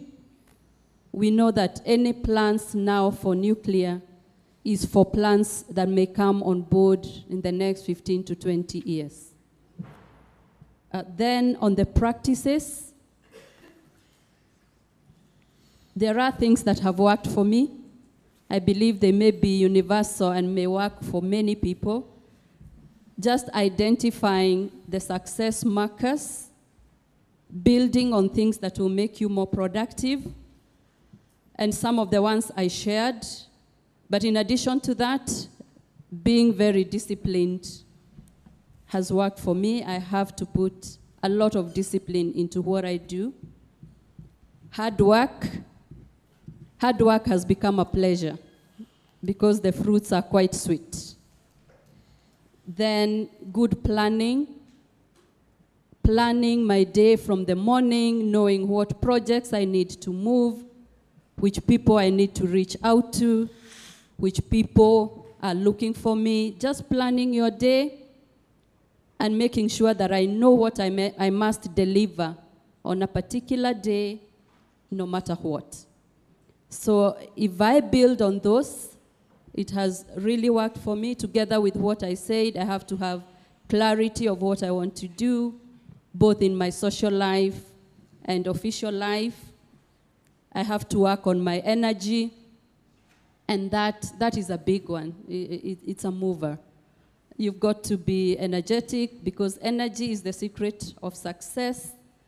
Productivity, removing things like procrastination, removing things that don't matter and derail you, working on your courage and confidence, and also your influence. So those are some of the things that I intentionally work on in order to have my personal growth as I look at the role models that are around me. Then on reliability of power, being in the industry, I know that there are so many projects that are lined up to strengthen the transmission system. We have seen quite a bit of improvement, and especially when the big line, transmission line from Olkaria to Mombasa was commissioned in August, we are able to export more geothermal into the system all the way to Mombasa. And a lot more of that is happening. I know of some lines in Western Kenya, the eastern part. And all these efforts, I am sure, will be able to increase reliability of power also into the future. I'll give David to answer the question on manufacturing, but before I do that, on the innovation, how we handle the innovations. Of course, the good ideas are rewarded at a personal level, but past that, we patent those ideas and implement them as the company. And I truly believe there is no greater satisfaction to a good, hard-working employee who is innovative as seeing your idea being patented by your company, being implemented. It is a source of professional growth, your technical abilities, a lot of recognition, and I have seen staff who just get satisfaction from that, and in the following innovation seminar, they want to come up with more ideas. So that's how we handle the innovation, but also very high recognition. At that seminar, we feature them in others, we give them opportunities to present papers in international conferences, and all that, in order to foster that environment of innovation. So, David, there was one question. Yes, this came also. I just wanted to add what you are saying in terms of innovation. I think one of the big things Joseph, the CEO, has done is to make innovation part and parcel of our strategy. So it's very clear, actually, we call it ONG5, innovation and continuous improvement. And it's communicated across the business. Number two, providing those resources where people can freely sit and try those new ideas is very, very key, very, very key. The other thing the CEO and the board have done is also they have set aside some funds to establish KenGen Research and Development Lab, where these ideas can be tested. And that again anchors the motivation for staff to be able to come forward and innovate. But there's something CEO maybe did not mention. Innovation is making mistakes, and don't recall any punishment for guys who are trying to innovate. There's a recent one where they said they are going to fix the blade of a turbine, a very expensive equipment. And it took the executive 2 weeks to debate whether we allow them or not. And interestingly, we ended up saying, as he said, gather the courage, let them do it. And it happened. You can imagine the joy. And they earned themselves some international trips to go even showcase their innovation. So that's something I wanted to add on that. The question on reliability of power by the expert, Lean Six Sigma. This is the time we are thinking to have Lean Six Sigma in KenGen. So what are we doing in terms of managing this? Cost has been mentioned. One of the big things is to make sure geothermal, which is base load, it's cost effective, it's not depend on the fluctuation of the fuel cost, and that you have seen it actually stabilize the prices. Of course, Ethiopia is cheaper because of the handle they are doing, but we know there was also a component of government funding, but we are seeing it with the time, they all start feeling the issue of pressure, and I think, if I'm not very wrong, I think they're also discussing about raising the tariff. So it's something to do with cost reflective in the long run. So in terms of that, we have hydro, which is a good stabilizer of power prices. And the rains that we are seeing they're going to have a positive impact in the overall cost of power. In terms of reliability, what has KenGen done, I think there's one aspect we have done as a company. We used to have gas turbines in Nairobi. We have since moved those gas turbines to West Kenya to provide the peaking power to make sure there is more reliability of power in that region. Moses here, there's a project he's standing very closely, one of our hydro plants, which we are discussing with the government to make sure it comes in as a peaking unit, to make sure we stabilize the system when we have the non-dispatchable technologies coming online like wind and solar. I think, other than that, I think I want to... Before I jump to the next three questions, where is Sammy? Whilst you're sorting those questions out, I just picked up 3 from social media. Can I just throw them out and whoever wants to take them? Carbon credits. What's happening with that? What kind of volume are we trading? How do we see the opportunity there? Ahmed, who's in the back, is asking, and obviously from Garissa, is asking about, or the whole debate and noise there's been about what's been happening up there, sort of very unusual rainfall patterns. But can you tell us, what exactly has happened up there in these spaces? And then Ahmed is asking, is compensation being offered? So maybe you want to deal with that. And he's right here. And then finally, solar energy. Somebody's asking, and I know you addressed this in Washington, but why aren't we seeing more solar pumped into the national grid at this point in time? And then I'll take the 3 questions. Where's you got to have some gender balance, but the guy in the blue and next to him.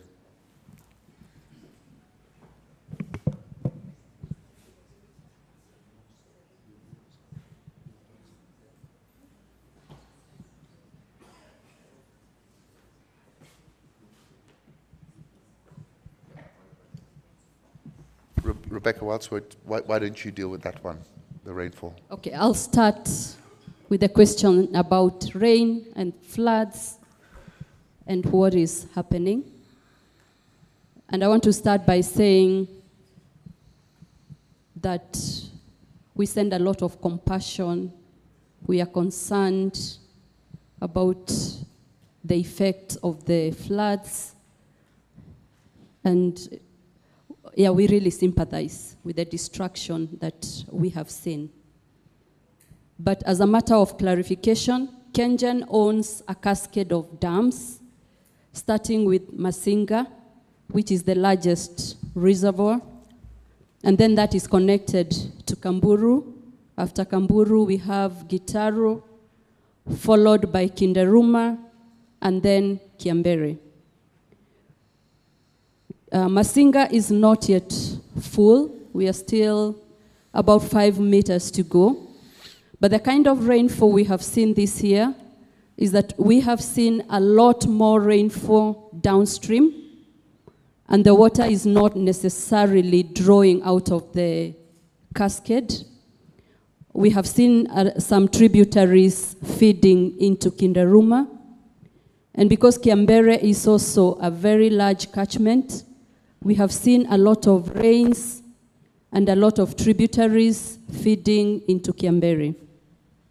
Because of that, that is why there has been a lot more water. The river Tana has burst its banks. And from a cascade point of view, I think the dams have mitigated that effect by collecting some of the water. And the water that is being seen downstream of Kiambere is actually not emanating from the dams.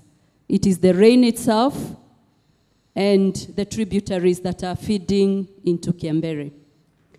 As KenGen, being a responsible corporate body, we are participating in our CSR and our corporate investment in being able to contribute to alleviating the pain that has been caused by the floods. But it's a good point to make a clarification that the water is not being released from the dams and it is not flowing from the dams. It's just that we have received above average water downstream and the dams have actually mitigated. If Masinga was so full and we had so much water, then we would see even much more water downstream. Yeah, so I just thought I'll clarify that. Thanks, because I think there's been a lot of confusion on that point. And when we were speaking earlier and Simon was there, Simon was saying this was an unusual rainfall pattern that we've actually seen, and that where the, like you're saying, it's raining downstream, which it has not done for a number of years. Is that correct? Yes, there has been a lot more rain downstream into the larger Kiambere area, the larger downstream of Tana River than the Aberdares. And that's why we still have to fill Masinga. Masinga has about 5.5 meters to go before it is full. Yeah. Can someone take on that solar question? Why we're seeing sort of a lot of solar on the microgrid, right? But we're not seeing so much coming into the main network. Well, until you do your... Thank you. It is true, Alikan, that solar prices have really come down at a capital cost level. There has been globally a lot of research that has gone in on the technology for solar, PV solar. It is also true that deployment of solar, that's how fast you put up a project to connect it in the grid, is much faster. You're looking at between 8 to 12 months. So the question then that is being put across is, why shouldn't we, living around the tropics where solar is readily available, should we not be putting in more solar into the grid? And it's a valid question. We are working on bringing in solar. In fact, as KenGen, we've been carrying out data logging. We've been collecting data to establish suitable sites for installation of solar. And as a country, we are not short of land. Unlike other countries where putting up solar would be a challenge, because it also occupies a lot of land. However, you need to visualize your grid system as a closed piping of water, where at night you maintain a pressure point and there are not too many people opening taps. In the morning when they wake up, everybody is opening a tap and you need to build that pressure. The grid system works in a very simplified analogy like that water system. That in the evening around this hour, there is so much being drawn out of the grid. The power that is coming out of the grid is at a peak. It peaks around this time. And that means from our all generating points, somebody in Dandora from the control point at KPLC has to coordinate that whenever there is an increase in demand, we bring in more units to generate and meet that demand as and when it happens. It's a supply chain logistic. And I think when we're in university, we used to admire this place down street called Munyiris. As a university bus stops there, the demand peaks, but within about 20 minutes, those guys are able to serve all of you chicken and chips. Now, a similar control center happens that if there is a drop of one plant and it's a peak demand, then you need to be able to scramble another plant to come in. The challenge with solar and wind, the new renewables, is that they have vagaries. When the wind stops blowing, there is no power. So we must bring in another power plant. And that's what David talked about, peaking plants, which means we must build our base load generation to a level where we can support new renewables. You would ask me the question, in Germany, for example, the renewables are much more, and they are relying heavily to more than 50% on renewables. What they've been able to invest in is called a smart grid. The smart grid with technology then starts to even out those vagaries.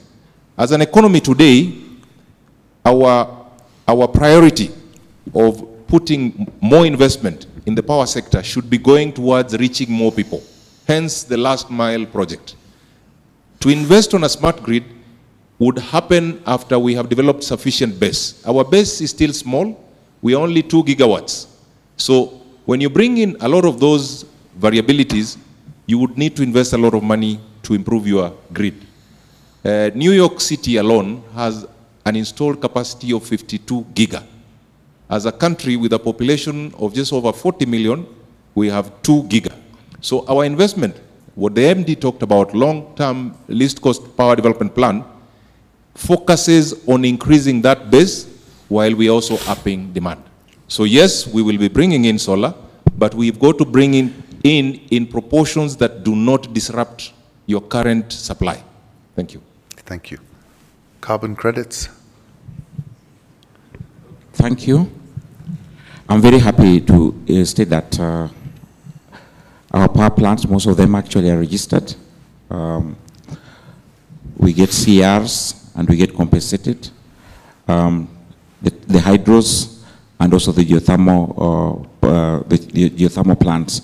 And for example, in 2017, we were able to get 57 million shillings. So it's an area with great opportunities.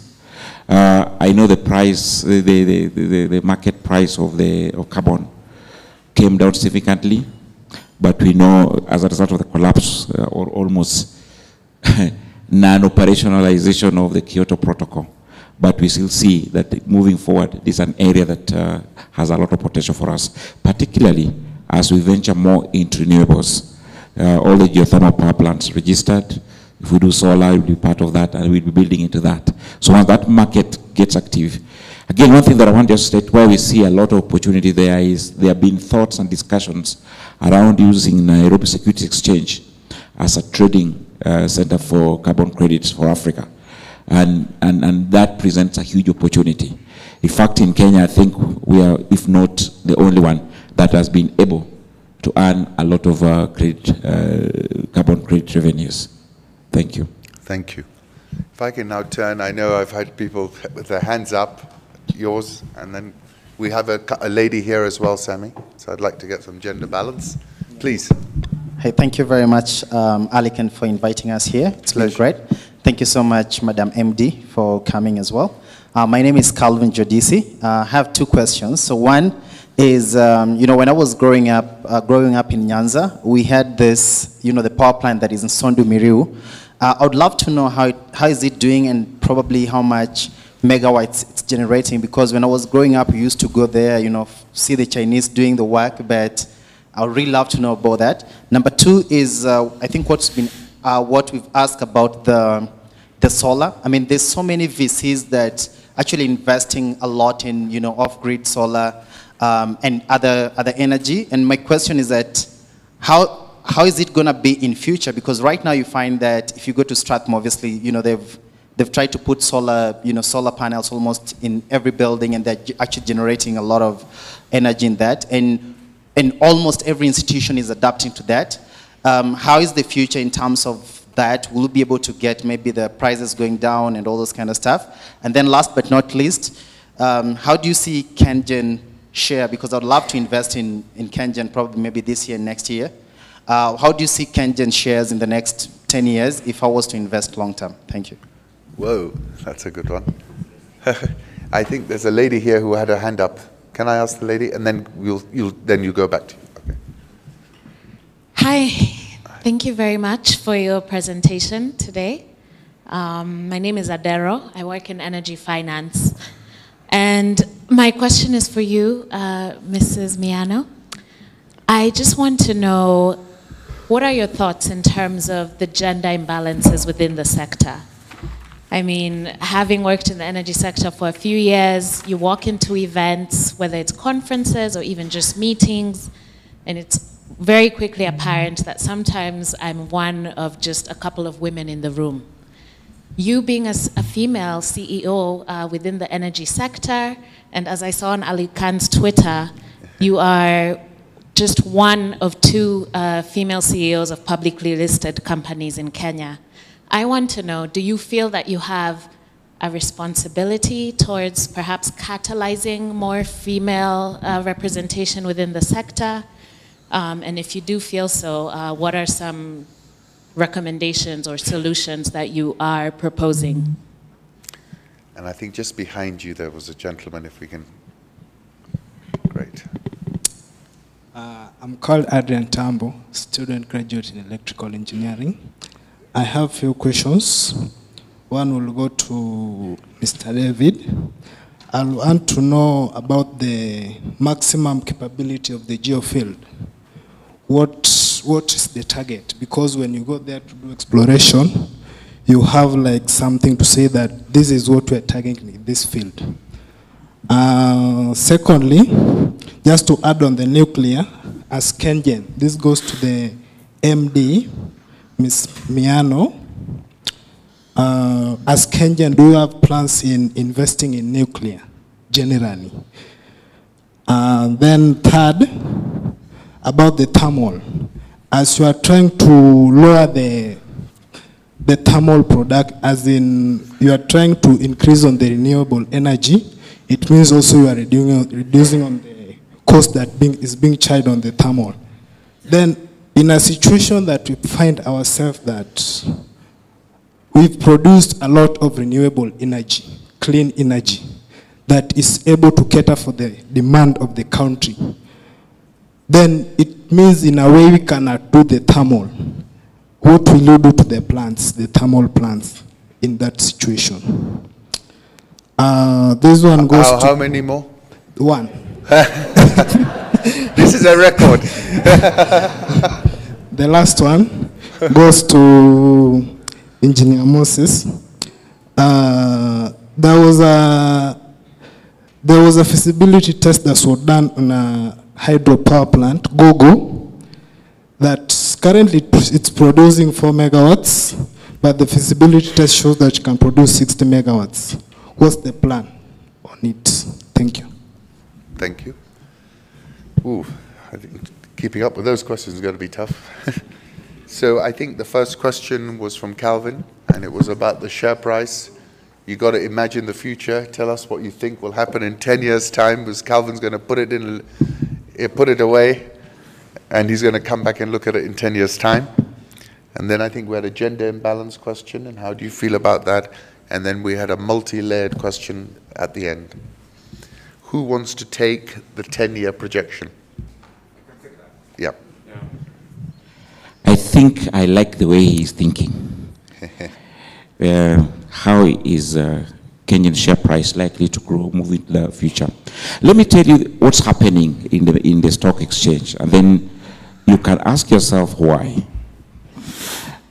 In 2015, we had only 1% foreign ownership of our equity in Nairobi Security Exchange. As we speak today, we have 13% foreigners. KenGen shares are now owned by around 12%, 12% institutional shareholders. Despite the fact that we have 190,000 shareholders, the ones that own a large chunk of it, government having taken 70%, so that one is, you don't talk about it. But the balance of the 30%, 13% is currently owned by foreigners, and that's a jump in just 2 years. 12% is owned by institutional investors, funds managers, and the rest. Those who took advantage of the rights issue, which we put in the market at 6 shillings and 55 cents. As we speak today, Kenyan share is running above the Nairobi Security Exchange Index. It's ranging, and because of the depressed general market depression, is around 840 shillings. So as the MD did show in the slide, it's gone to a high of 9 something, almost 10. It's currently running at around 29% above the rights issue price. And those people who took that advantage have made 11 billion shillings, which they have. Either they have realized it or they have shared it. Now, if you look into the future, and I speak from experience having worked across several industries, from manufacturing to aviation to other sectors. The only sector that you are sure of your revenue today, I know what, given the current portfolio projects of the power plant that I have, I can tell you the money will earn 10 years from today, because it's all contracted in the power plant, in the power purchase agreements. Now, anything we put up as additional power plant, and again, remember my starting point, we build power plants and we manufacture electricity. When we did the 280 megawatts, we immediately added 8.4 billion on our turnover and improved our bottom line from around 2.8 close to 11, and around 5 goes to up to 11, because there's also a bit of tax benefits and the rest because of investment allowance and the rest. We are going to put all carrier 1 unit 6 and all carrier 5 is going to add plus minus 250 megawatts. If you use the same ratio that came out of the 280 megawatts, you can see we are talking about something like another 6 to 7 billion building in. So if you do the trend analysis, and if this happens and everything remains, you can see it's a share that has potential. The rest, I leave it to you for your judgment. But if you think like the foreign investors, then if you are not inside, ask yourself why.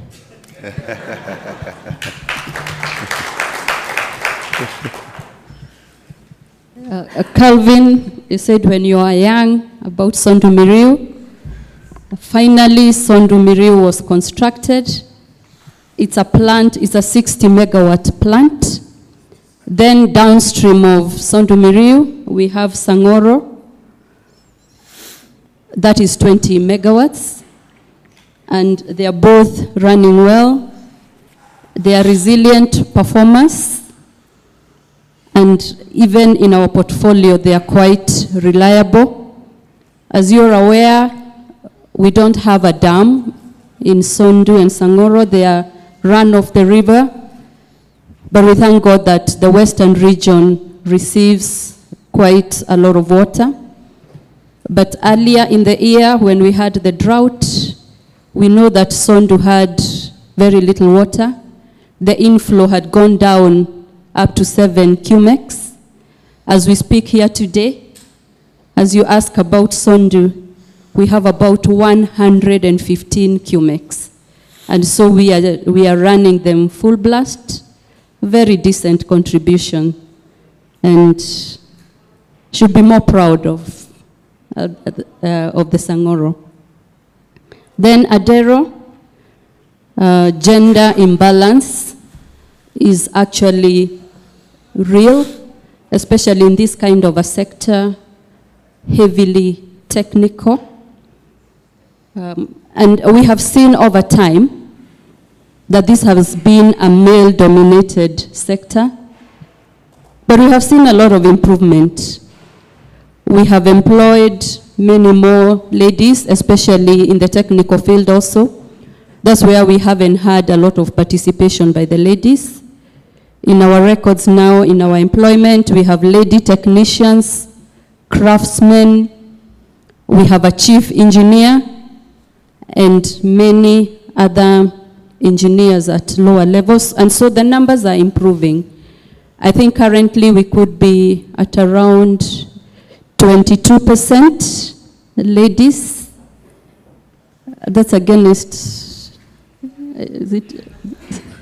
Yeah, 22% of ladies, but that still is an improvement. KenGen has put in place measures, especially to support the women. And we have in place a forum which we call Pink Energy. I think you have just read about it. And this is a forum in place that is supported by the board and management so that it can assist women to grow professionally, to grow in courage, to have their careers grow and participate more. It is also a mentoring forum, and it is working quite well. We have seen a lot of improvement.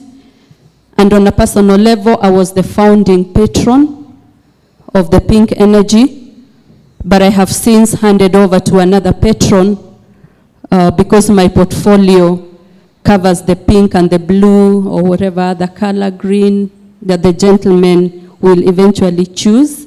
So I am no longer the patron of Pink Energy, but that is what we have in place. I also believe I should make a mark, I should play a role in resolving this gender imbalance, should be able to participate in encouraging and mentoring other women, also to apply for jobs at senior management, to sharpen their skills so that they are able to get those jobs. We should also have programs that encourage ladies all the way from high school, university, and across, so that we have many more of them wanting to work in this technical sector. Also, I think the other imbalance is at senior level. That also we have very, very few women working towards it, deliberate effort during recruitment to encourage qualified women not to shy away from getting out there, coming out, and applying for those jobs. So yes, I feel I have a calling. I'll only have failed if I do not make an impact. Thank you. Now, who's going to question about nuclear? There was a nuclear question, and I think there was a multi-sided question as well. But then we're coming here for 3, and then I'm going to give everyone a chance to wrap up. Yeah.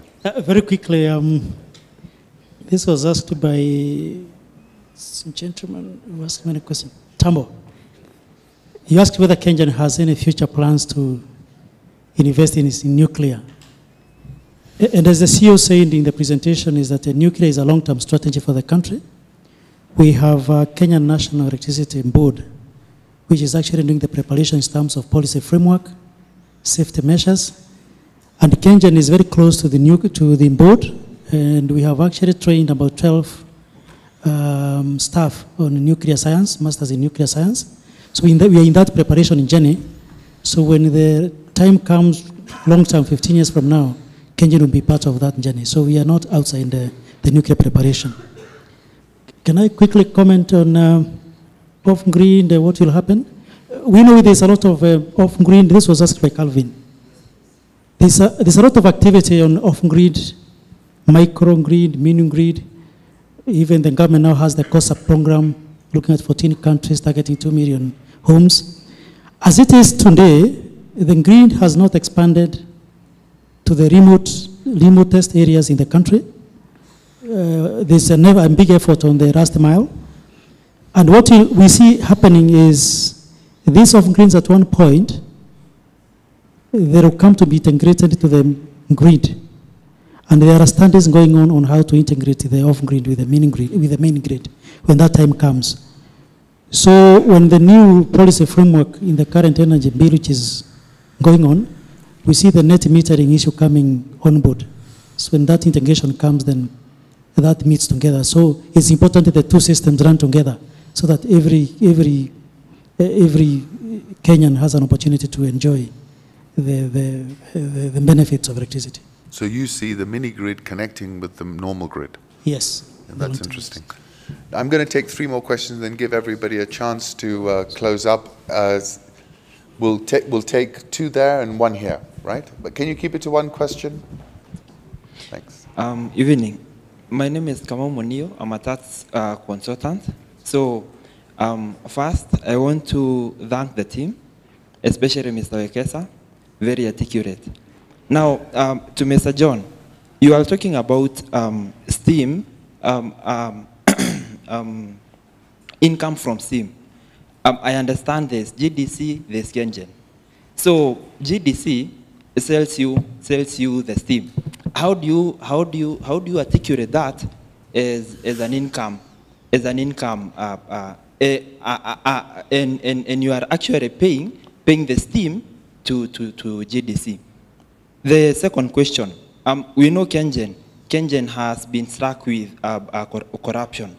Now, I want the whole team to answer.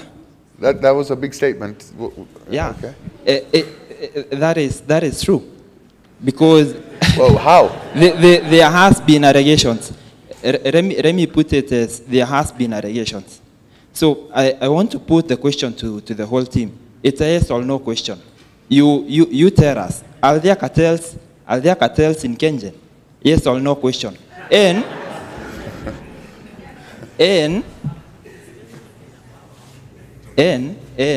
on top of that, we know what happened, Mr. Arikan. We know what happened to the former CEO, Eddie. What ate him up? There were allegations of corruption because I'm not an activist. I'm not an activist. I'm just saying. I'm a patriot. I'm just saying. You see, Madam Rebecca, they are also the contracts you are issuing at KenGen are multi-billion.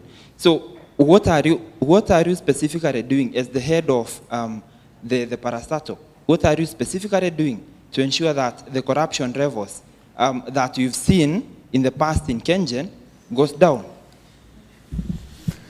Shall we deal with that first before I take the other two questions? Because I think there was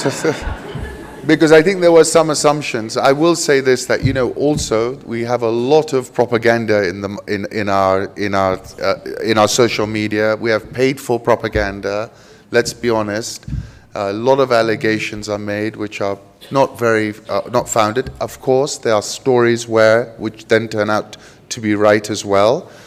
But I think all I can say in Albert's case, from my personal point of view, and I knew Albert and I knew Eddie and I now know Rebecca, is that Albert came up to retirement age, if I'm not mistaken. And that was the issue. It was not anything, and I can speak on behalf of Albert and I can speak on behalf of Rebecca and Eddie and say that these are very straightforward people. And I would, and I'm going to give it to them to answer, but I cannot imagine that someone like Rebecca would like something like that to tarnish her reputation. So, over to you.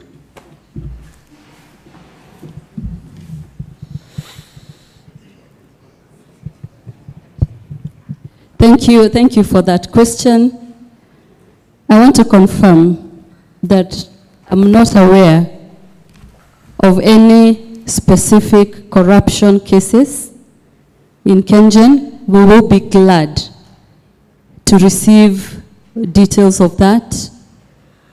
If there is any specific allegations, we will handle them squarely. We do know that the former MD's, Edin Njoroge, his contract came to an end in 2013. There was a transition. Engineer Mugo also attained the age of retirement last year, and he retired very well with dignity. Two fine gentlemen. And in terms of our procurement, we undertake our procurement in accordance with the Public Procurement and Disposal Act. We have a transparent system. On a personal goal, I am a champion of governance. We have an anonymous reporting system that is run, and all cases are reported. I want to inform you that since I got ability to log into the system by virtue of my office, I haven't seen a single case being reported that way. But we would like to invite you to KenGen, interact with us, be able to understand how we work, so that you can also understand what you have and what has caused such comments. Because I think we are fairly transparent, and we do not have those cases. Most welcome. Thank you. 2 more questions, but let's keep them short because I know everyone is... sorry.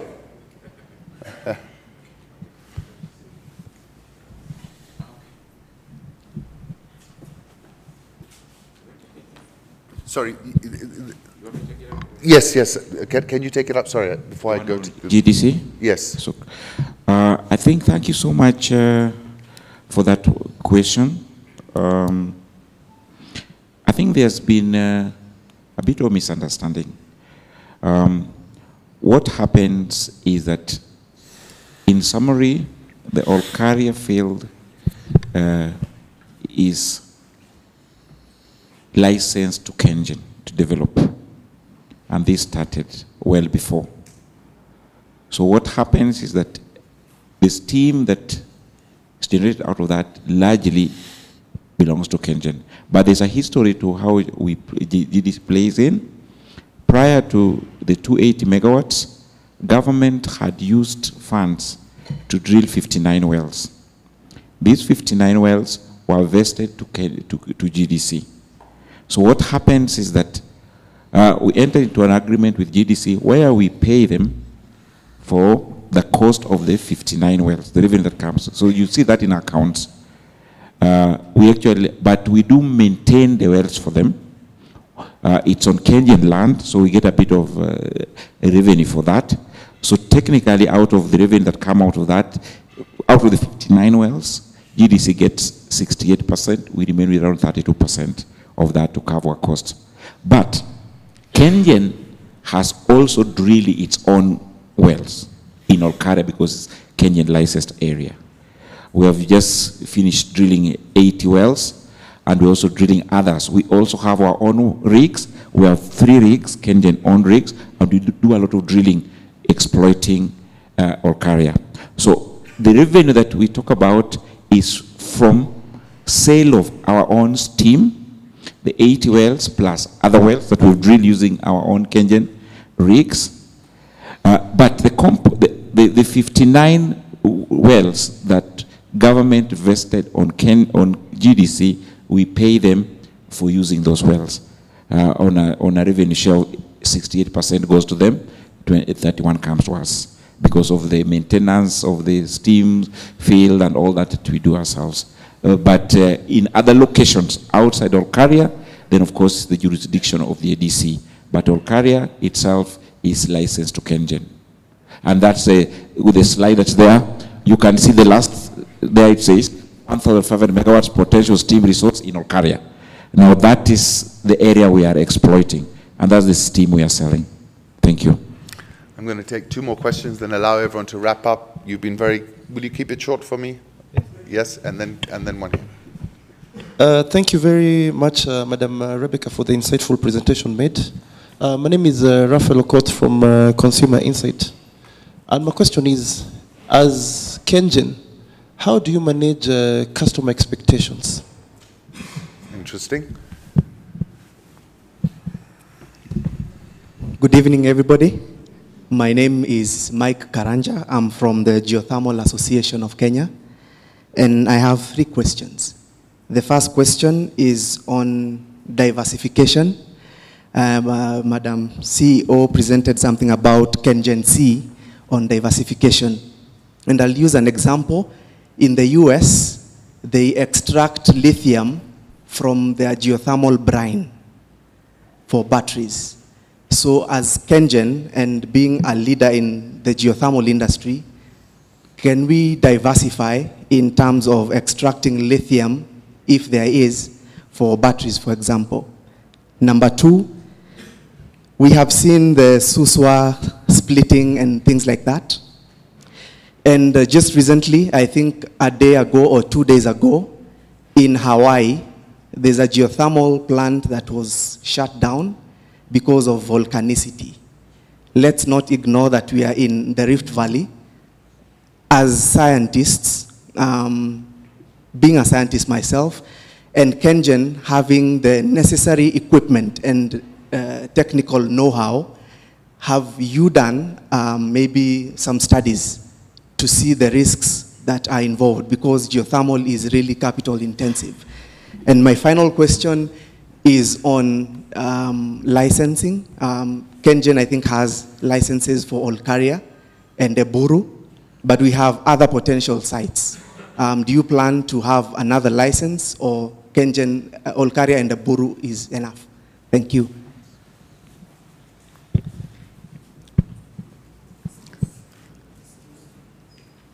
I've got to wrap because, sorry? Sorry? Yes, I know. What we'll do is we'll guillotine, and then you can interact personally afterwards. Is that okay? Because I'm aware we're on a Friday night, and I'm also aware that you've all been really great and come here on a Friday night, so let's be reasonable on time. Who's going to take those questions on? There were three. There was the consumer insight, and there was the three-pronged question about whether we can extract more from geothermal, the lithium, the fact that we're on volcanic ground here as well, and you're going 3 kilometers into the ground. And so, Rebecca, would you like to take on?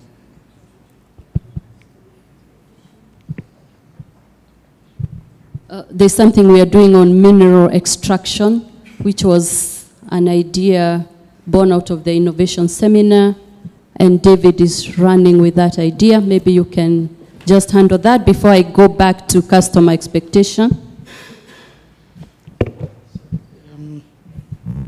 Yes, true. We have silica in geothermal. Silica is even medicine. It's good for your bones. There's a geothermal spa in Olkaria. I forgot to mention that is an innovation. So sometimes take a weekend and go and bath in Olkaria geothermal spa. It's good for your health. There's also lithium. There's also carbon dioxide. And I like your statement that US is extracting lithium from geothermal. We have run a tender, international tender, for mineral extraction. And we got 4 companies, and we went for the deep request for proposal, and they all fell off. So that issue in the US, I will catch up with you. Please come to my office. We know what's happening out there in silica and lithium extraction, and I want to engage you to get to the bottom who is exactly extracting that lithium. Because where we are now, we are going back to the market, and we are encouraging even experts to come on board so that we can get it right. In terms of silica, there's only one company we know, somewhere in New Zealand, that is extracting silica. It's still not confirmed. It's technology in research. So it's an interesting one, Alican. And please come over. We have a deeper discussion. It's a big area, and we are very keen to actually do it through the SEO support.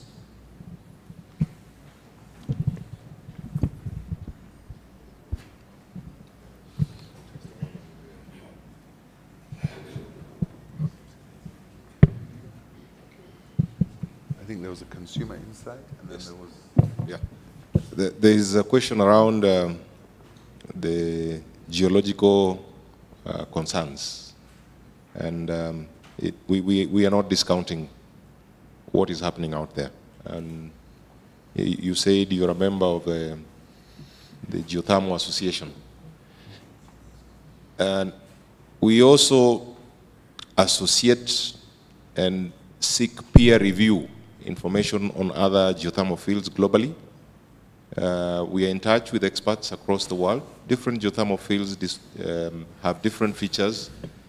We in Olkaria not only monitor geological features, we monitor the performance of the reservoir.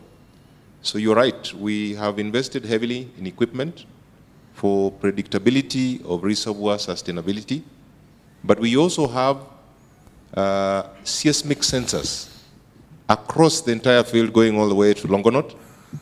In the event of any movement that is significant, we would know. And for the 60 years that we've been monitoring that field, we have not seen a spike that would cause or should cause any source of fear. So we are speaking, and we also liaise with the geological authorities in the country. Today we have a PS, a sector PS in charge of geology, and we share data.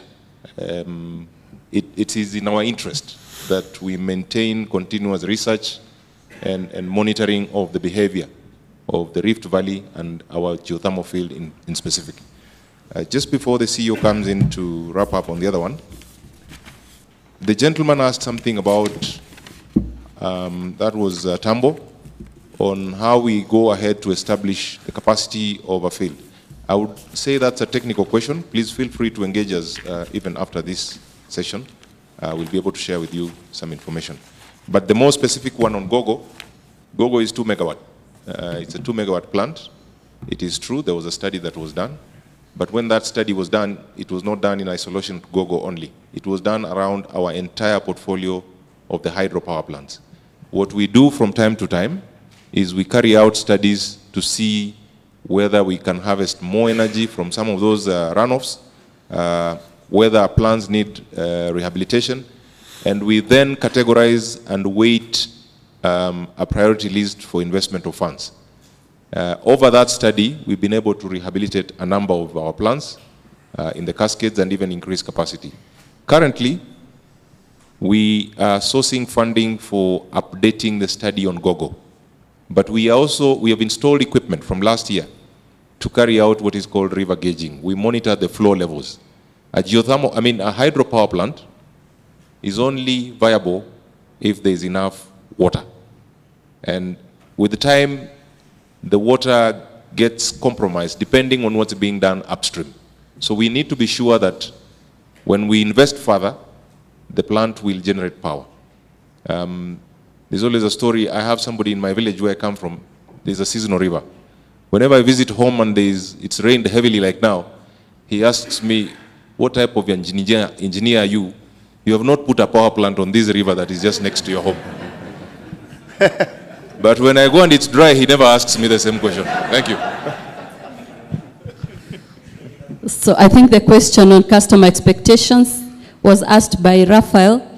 Of course, KenGen being a generator of electricity and then sells all of it in bulk to the off-taker.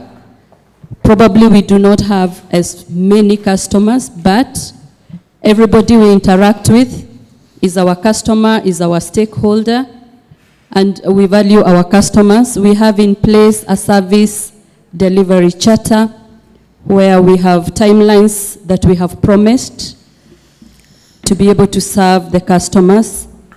We have a website. We avail information as and when it is required.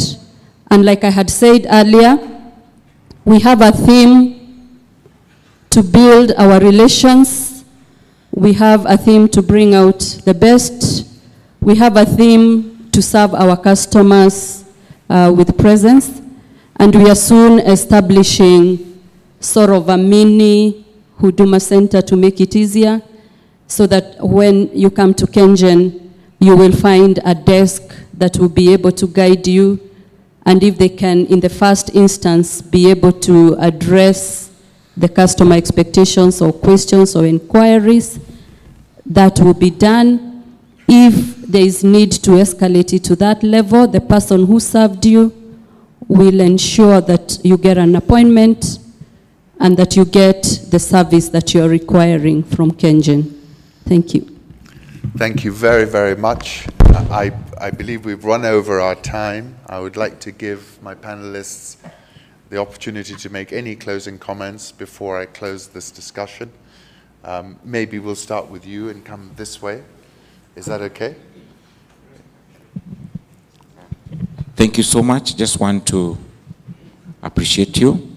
As we've said, KenGen is a solid company.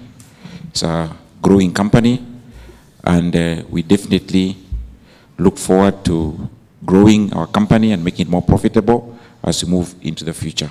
So think about it, and we want to welcome you to discuss with that if you need to, the opportunities that we have within KenGen. Thank you. Yeah, mine is to invite you to come to KenGen as partners in innovation, so that we can share these ideas and convert them to value-adding solutions to the society. Thank you. I'm living in the hope that this interaction allows us to share more information with you. And wherever you are, then you are ambassadors of our brand. This is a local brand. I think it's a good brand. We have been given the opportunity and privilege to serve in the positions we serve, and we are happy to continue promoting this brand. We are passionate about this brand, and we would like to share that passion with you. Thank you. Ladies and gentlemen, I want to thank you very much for patiently listening to our story, our stories, and you can confirm today that we have put in place structures in KenGen that will make us remain competitive enough as a company, and a company that will create value in this country, also be able to support the Big Four agenda. And on top of my mind is also stakeholder engagement and partnership. But having said all that, finally we thank God it's Friday. We have a weekend ahead of us. In case you have time, you're welcome to the KenGen Spa in Naivasha to see the first geothermal spa in Africa and be able to enjoy water there that has been said to be therapeutic. And after working hard the whole week, you're invited to Naivasha. We want to thank you very much, and let us continue engaging. Our doors are open. We welcome you to KenGen. Any question, any inquiry, please feel free to interact with us. And I wish you a very, very good and restful weekend. Thank you.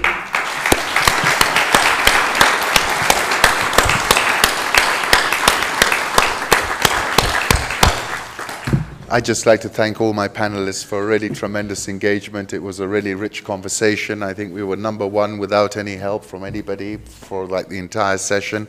So we're proud of that too. It shows that people are involved in this discussion. And I think really it was a really rich conversation. And Madam MD, thank you for sharing the early story, which told us about how you came all the way to this seat. And we're really grateful for that, because that was a personal story. So thank you once again to everybody. Thank you, Rebecca.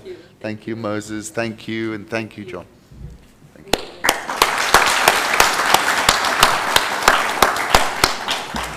you.